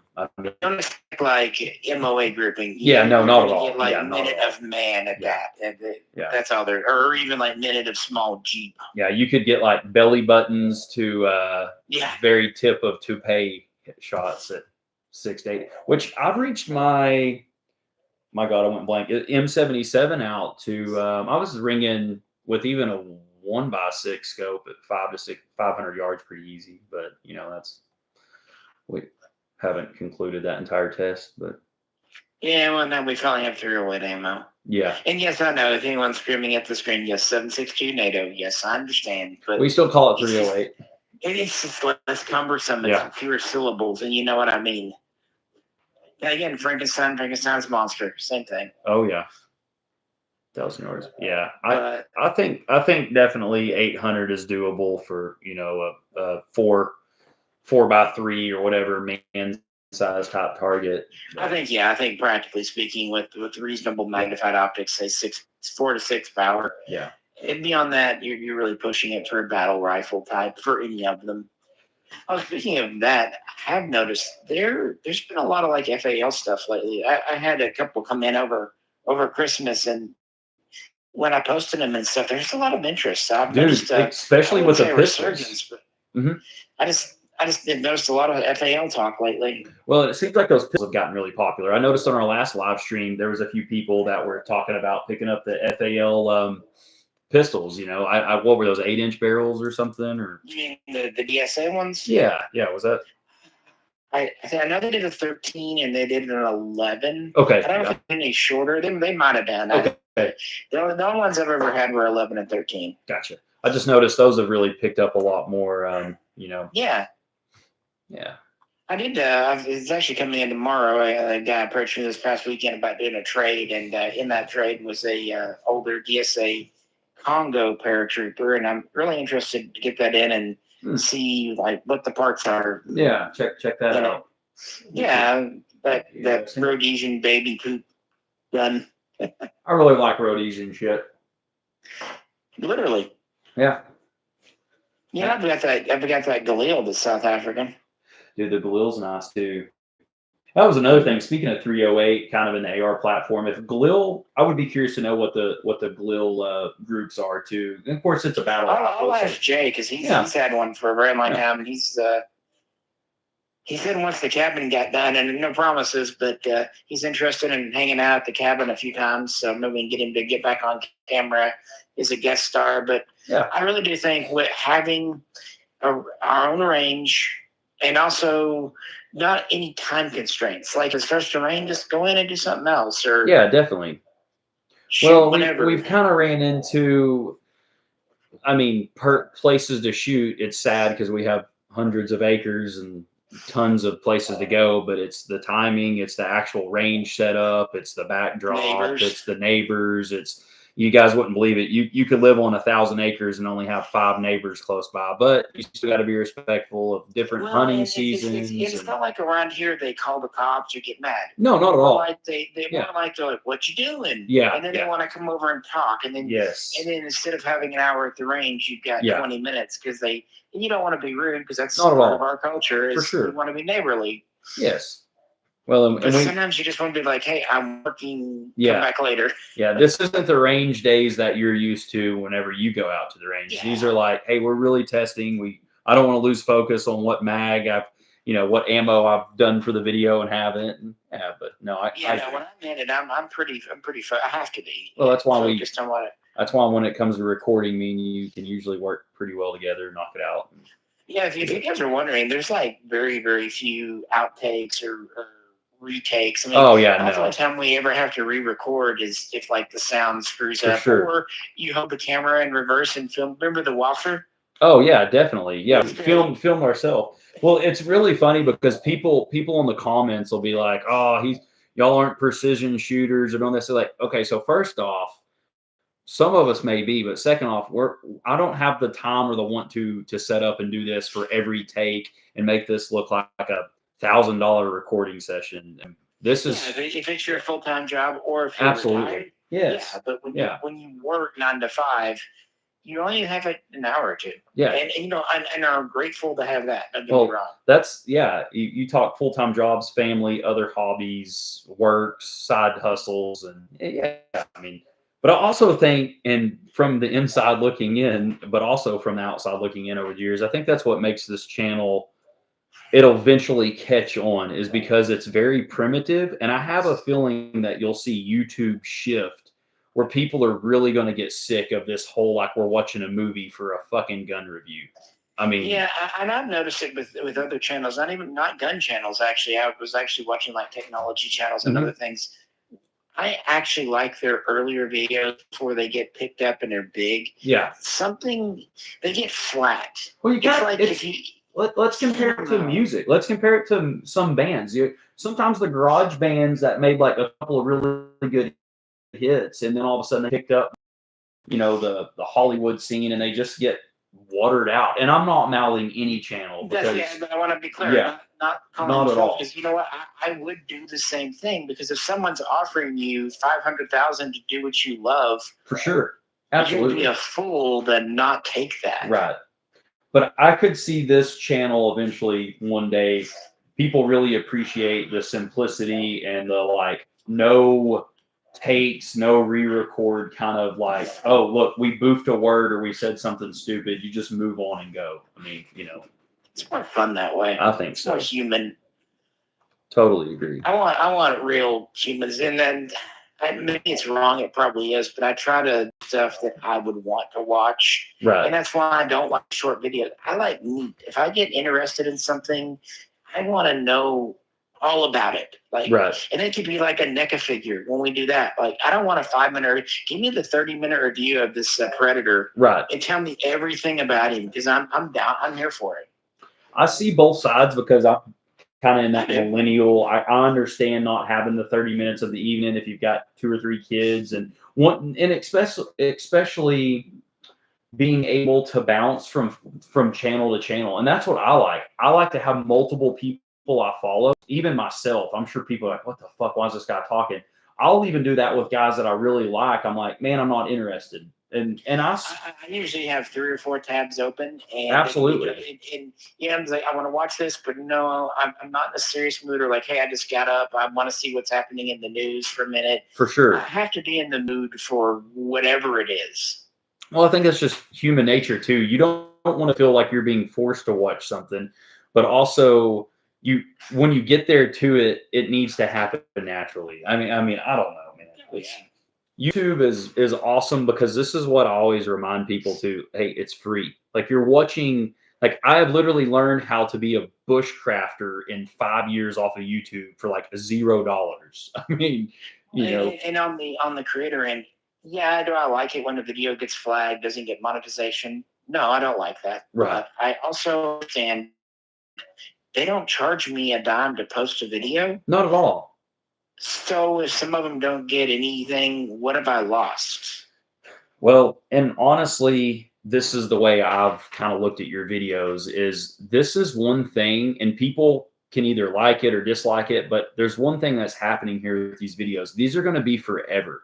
You can always go back and look at these to learn something, or it's something that's going to, laugh, whatever it may be. I mean, dude, I go back and watch it. I tell you the truth, I don't think I've ever even watched the video I'm in, but it's cool to see that you do what you do and you enjoy it, and we make it happen. And I mean, man, I think it's great.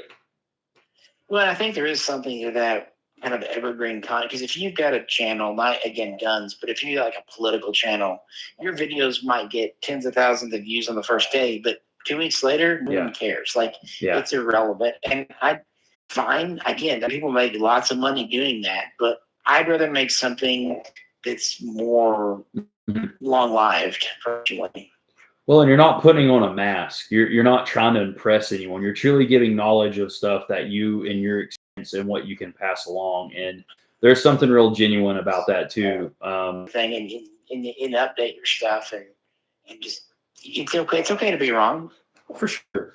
Well, it's like science in the gun world. It's okay to make a shitty model. Can you learn from it and fix it and make it better next year or next time? I mean, that's why well, back to Pioneer, we kind of started the whole video. Yeah. That's why I gave them a third or even fourth chance. Yeah, for sure. Yeah.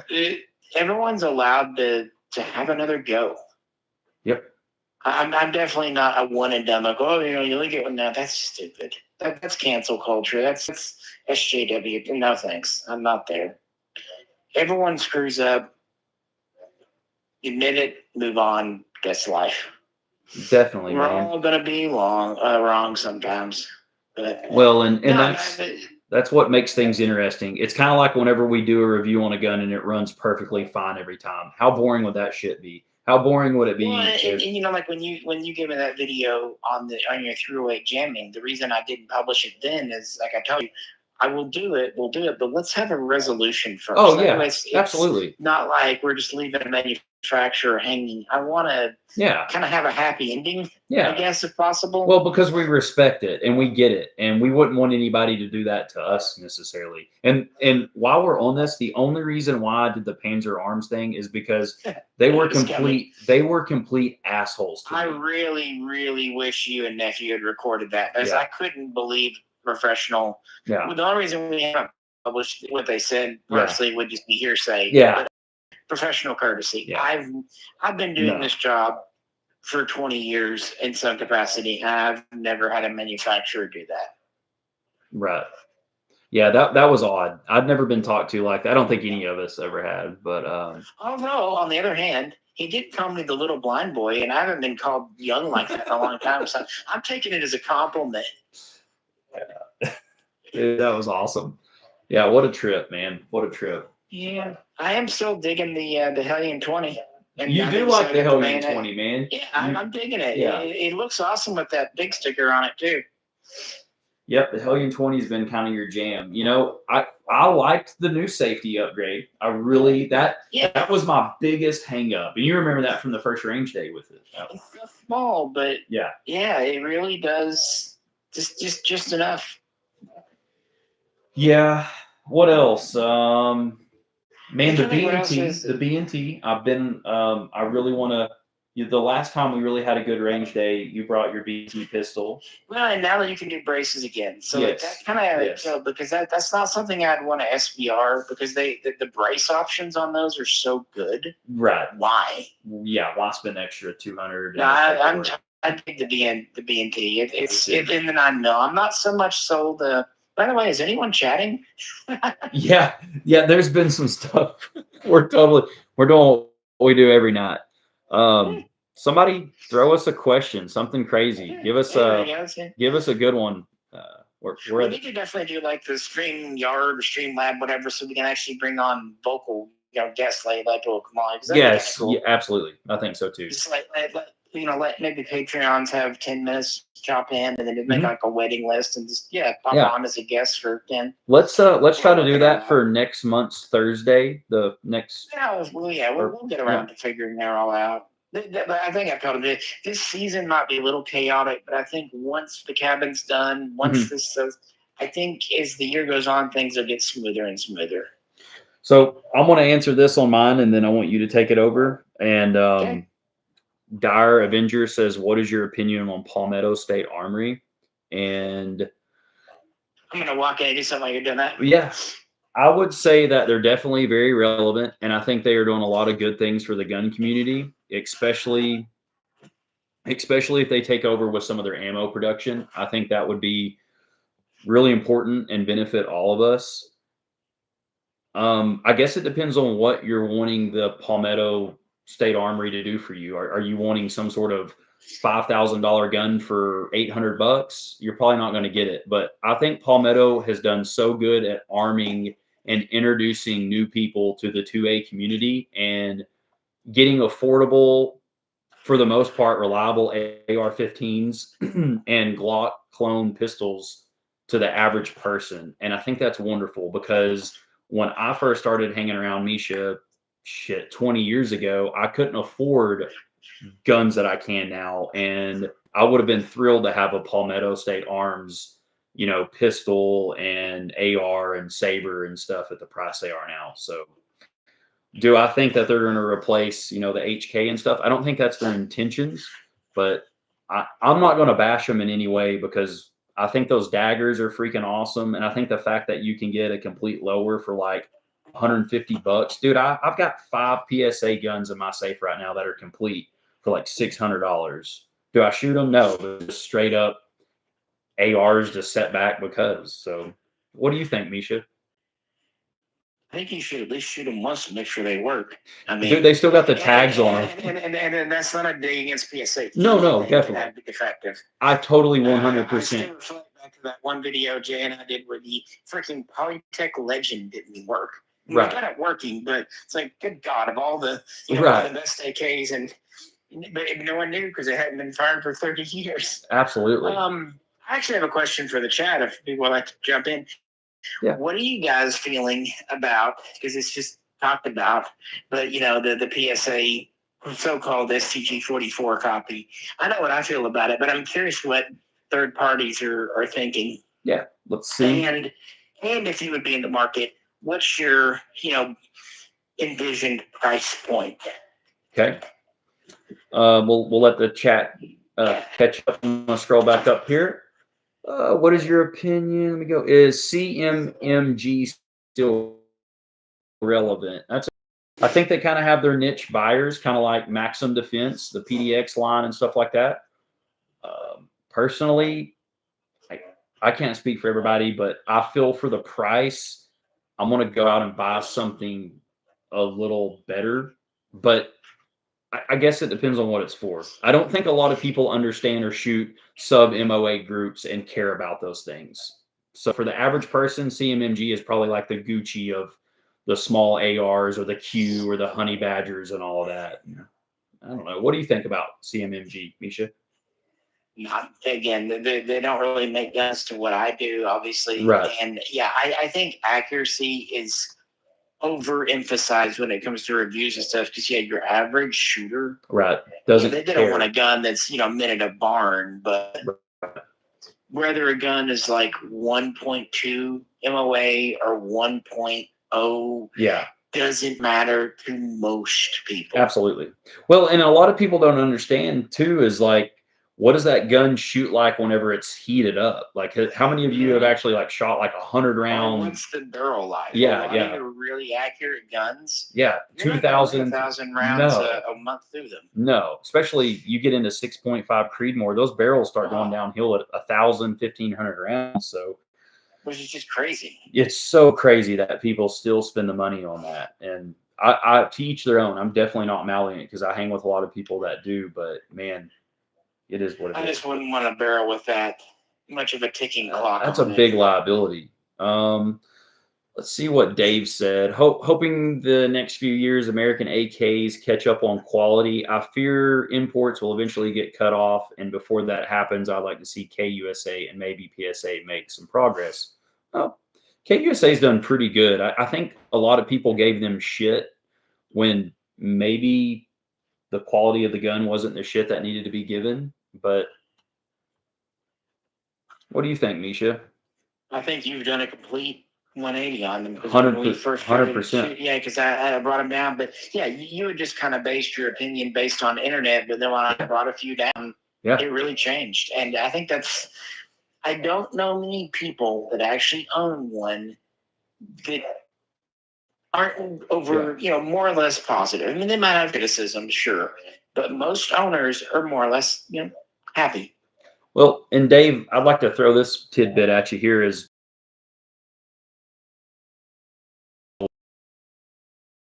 feel it's there. I think they truly care and want to, but does Palmetto State really want to build like a badass?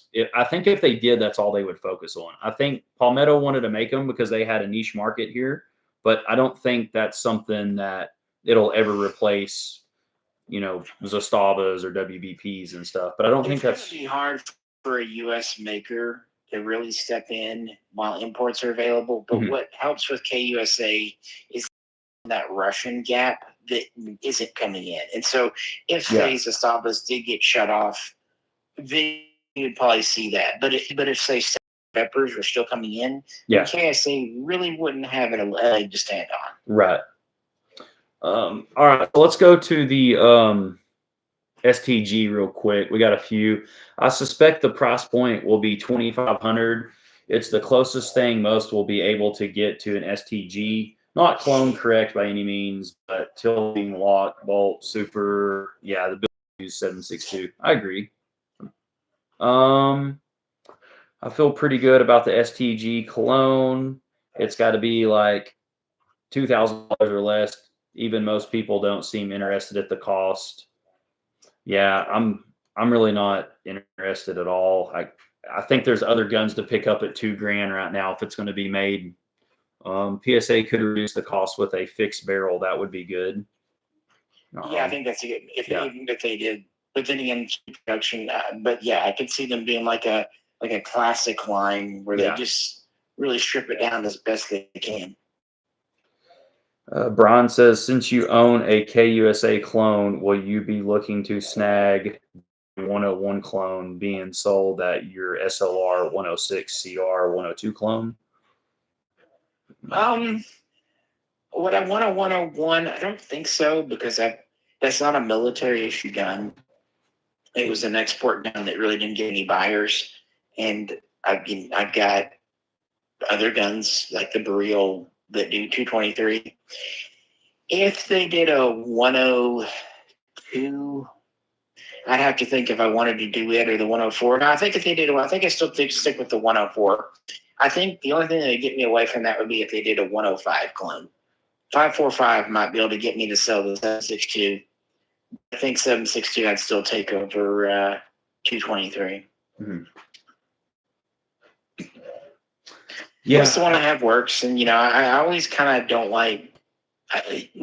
Makes me slightly nervous getting rid of a gun that I know runs for the unknown quotient of another gun. Yeah, I totally get that. If you know what works, and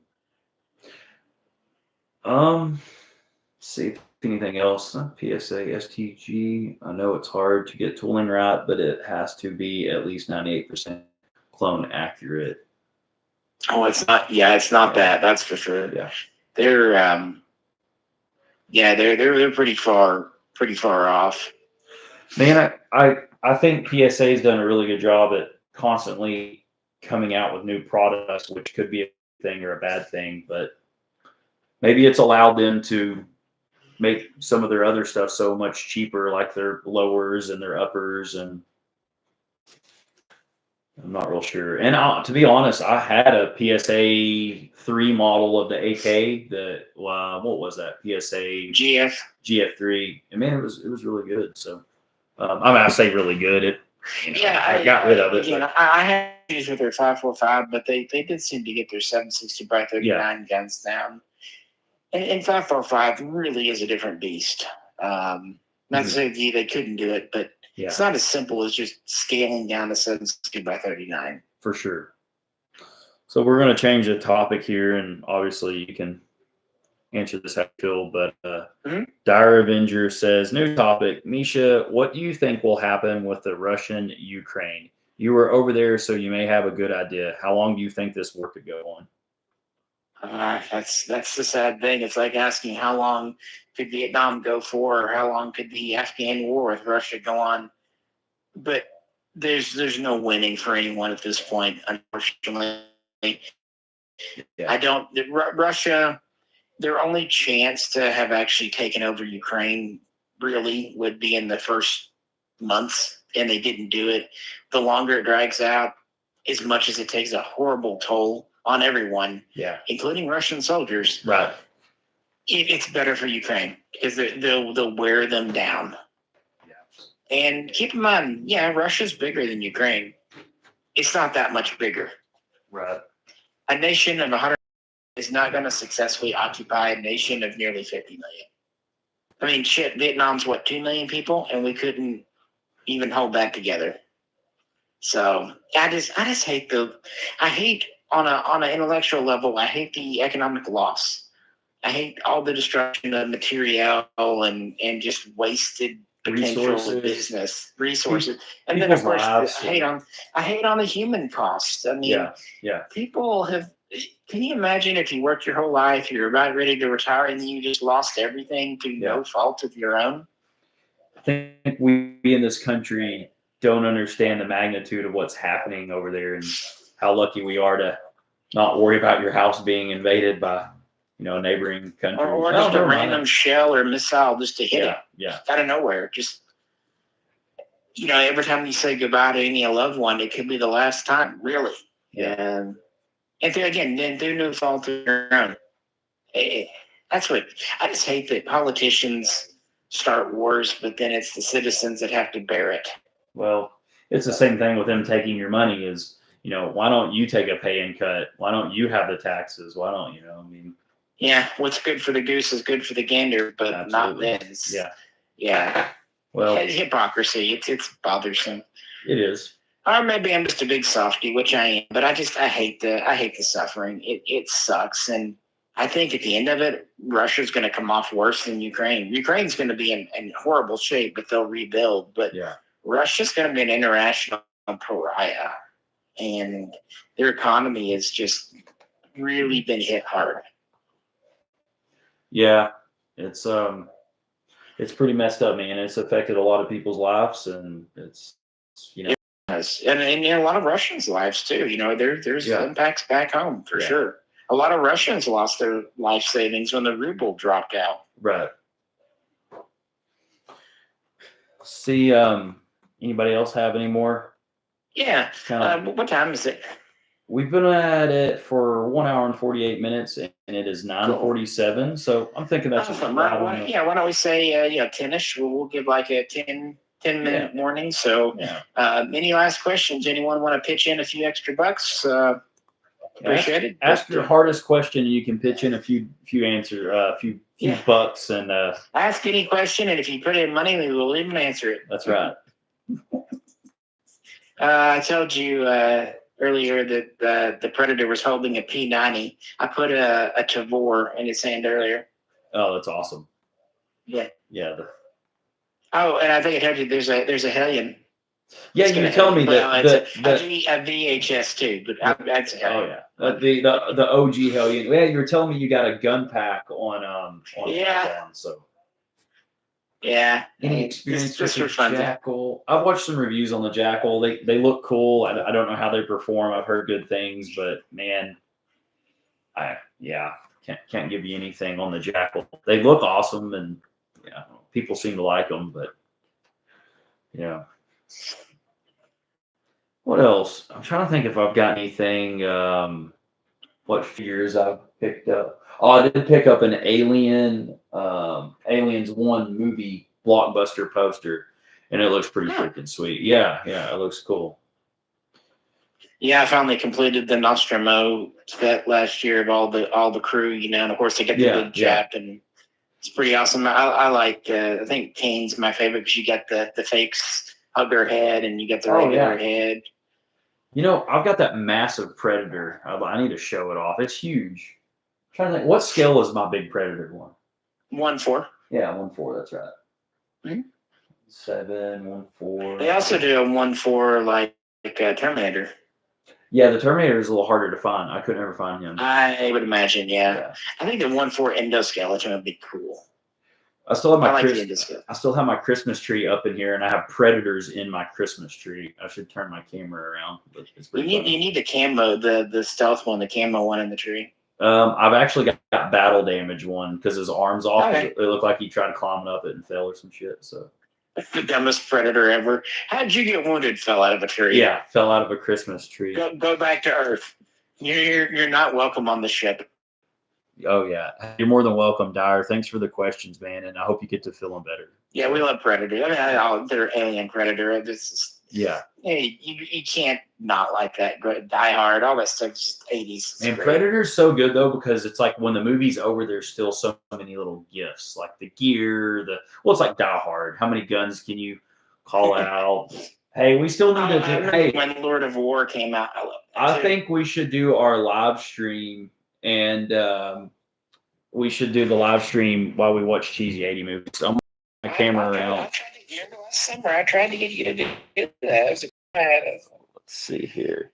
So yeah, there is a Predator. If you look right there in the tree somewhere, I can't get my finger on it, but he's up there with the deer antlers and stuff. We need to do Redneck Predator. Yeah, there's nothing wrong with Redneck Predator. You can wear like an orange hunting hat with the deer. Oh, I did see. I almost bought it. There was a set of beer cans and bottles that were in scale on Amazon. Just whatever, no brain, just accessories. Oh yeah, I almost just bought it for shits and giggles. Oh, that would have been cool. I should have. Yeah, just some no brand accessories for the Predators. There's lots of them. I mean, yeah, there's like capes and things. There's just the scale stuff, just miniature and all kinds of scales from teeny tiny up to like 1/4 scale. So who did the Duke Nukems? I did briefly look at that before, but I don't remember. Yeah, I'll research it more. So they need to do even if they did a Grand Theft Auto or like a Rockstar. It might have been McFarlane. Okay, you know what? Seems like something they would have done. Yeah, I think McFarlane, but I think it would be a good time for them to do a Rockstar series. NECA and the Rockstar Gaming, they could do the Grand Theft Auto, the Red Dead. They could even do Bully. Red Dead would be cool. Yeah, Red Dead would be awesome. You get a Dutch, and man, that'd be good. I know it's a little boring, but I wish someone would do like a realistic war series, like do like Civil War soldiers, World War I soldiers, cool. World War II, Vietnam. You can't go overboard with it, but just a little bit. For sure, I think that would be cool. Somebody said Red Dead. Andre said Red Dead for sure. Duke Nukem 3D was so freaking good. Duke Nukem 3D like ruined my life for probably 4 years as a child. I say as a child, whatever. Teenager, because man, it's just because you could piss in the game, dude. Well, and you could be strippers too, bro. You could pay strippers. Yes, you could. They were going to make a GTA movie with Eminem like 20 years ago. Well, better news, they're making a GTA 6 next year. So. Yeah, so why do you need a movie when you get the game? Dude, I think that the whole point's open world. Good, I don't know. I still play it, which that's probably why you haven't heard from me, dude. I've been gaming a lot after. I figured. I get home from the gym. I mean, I bet when it snowed and I was getting off out of the office, I was, 6-7 hours straight. I could get a 30-minute workout in game, and that's all I did. I went on Call of Duty. I ranked from like 100, and I'm at 195 right now. I did that in like 3 weeks. What do you think? Make any Call of Duty figures that are more or less real world accurate? I might be if they did like that. Like I want real world, but I wonder if they got close enough. Right. One reason I like the Colonial Marines from Aliens, even though they're not real, they have that real world aesthetic to them. What? Plus, they just look cool. Oh yeah. If anyone plays Army Squad or Battlefield, hit me up. Let's see what Jeff says. Prices on World War II Japanese officer swords, Gunto, are beginning to drop. Definitely seeing some deflation as compared to prices last year. Yeah, a friend of mine, Jerry, is really into Japanese swords. I mean, he's kind of the go-to person I know. But yeah, it's one of those markets if you don't know, you can get burned. But also, it's pretty cool. Dude, I absolutely love Japanese stuff, especially the swords. I haven't allowed myself to go down that rabbit hole yet. But well, so many of them came back after World War II that there are legitimately a lot of real ones out there. And, right. But if you don't know what it is, you don't want to pay the price for what's supposed to be a handcrafted artisan-made one. Only to know it's actually a machine-made one from the 1940s. Right. Not that a machine-made one's worthless, but one's $400 and one could be $800 and up. And the craziest questions. Now's your chance. You can send $1 and ask a question you've always wondered about Misha or something. I don't know. Hey, did you ever give that engineer to V? Yeah. Oh yeah. It's in her room. She's got the engineer, and then she has my alien. I don't know which alien she got. She got the one with comes with the little pod and all that. So yeah, trying to think of which else. I know they're both on her dresser. She gets she talked mom into getting her a neck at Target a few weeks ago. I was honestly going to go today with J-Ro, but then he called me, wasn't feeling it to go out today. But I was going to see what NECA had. I actually bought one of their Draculas for my little brother. He likes the monsters, and his birthday's coming up. I've just got to get a new. I've got to get another Prey, because if I get another, because I really want to open this one. And man, they are. I've been trying to look for him because that's what I was going to get him.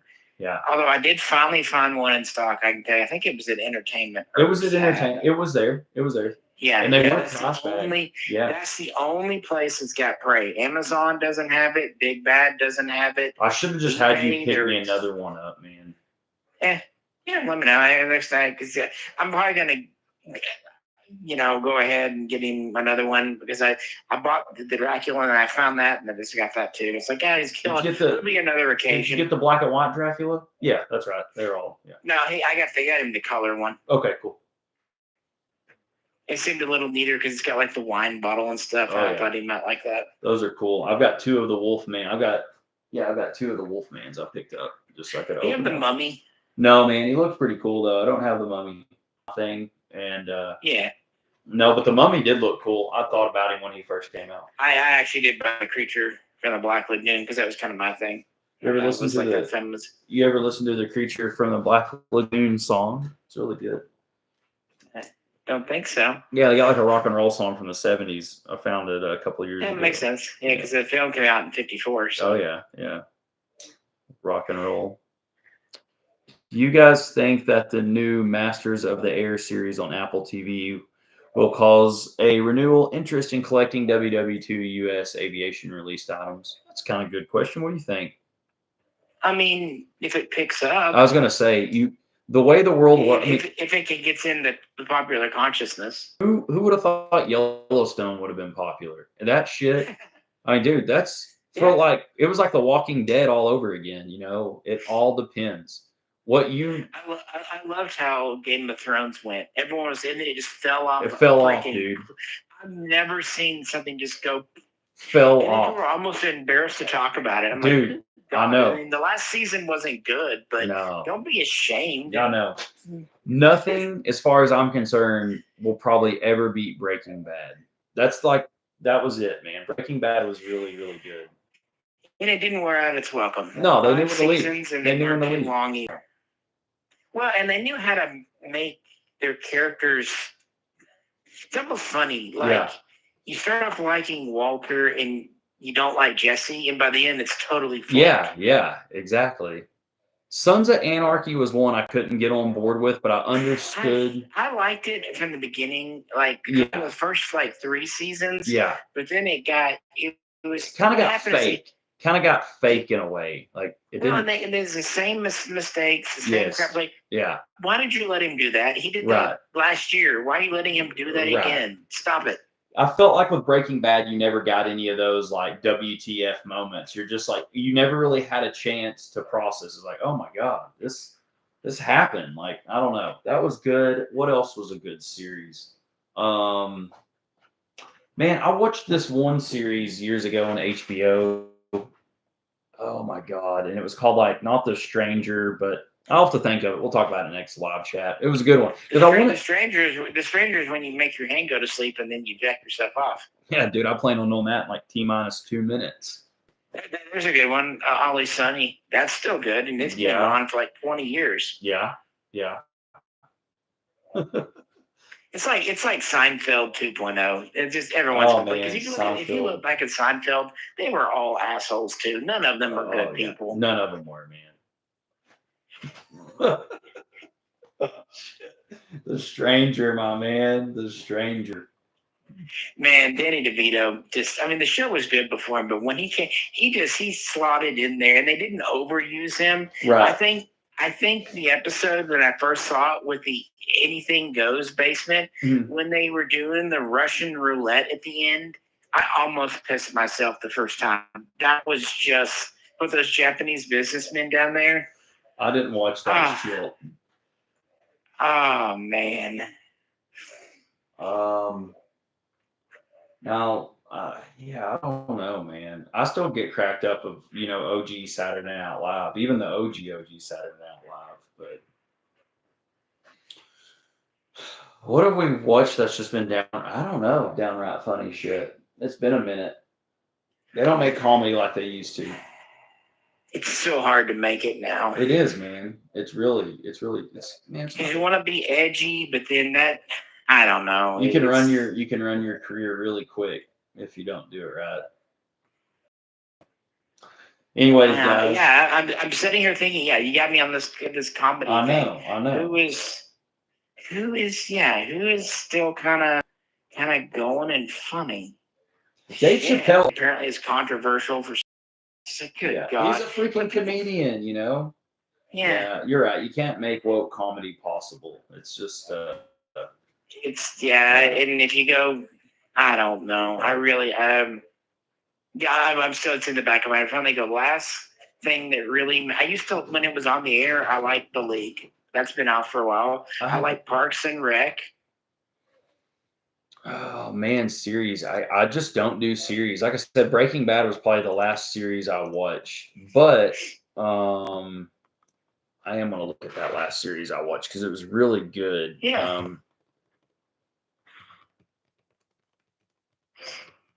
Man, it was good. It was kind of like it had Ben Mendelsohn or whatever the hell his name was in here. What? Yeah, I know. Not Bloodline. It was The Outsider. 2020, The Outsider. It was on HBO. And it was only one season. And if you like kind of scary, edgy, kind of mystery thriller, man, that was a good one. Plus, his acting was just superb. He played in Killing Them Softly. And good. TV shows have really upped their game for their acting and dude, it's because they're making so much freaking money. Dude, when we were kids, the shit we watched, it was like they were reading it off a piece of paper. Yeah, they've gotten a lot better. And of course, conversely, I think a lot of Hollywood films have just. Well, they have, because what's happened now is the average indie film isn't like a B-rated film it was 20 years ago. It's like I've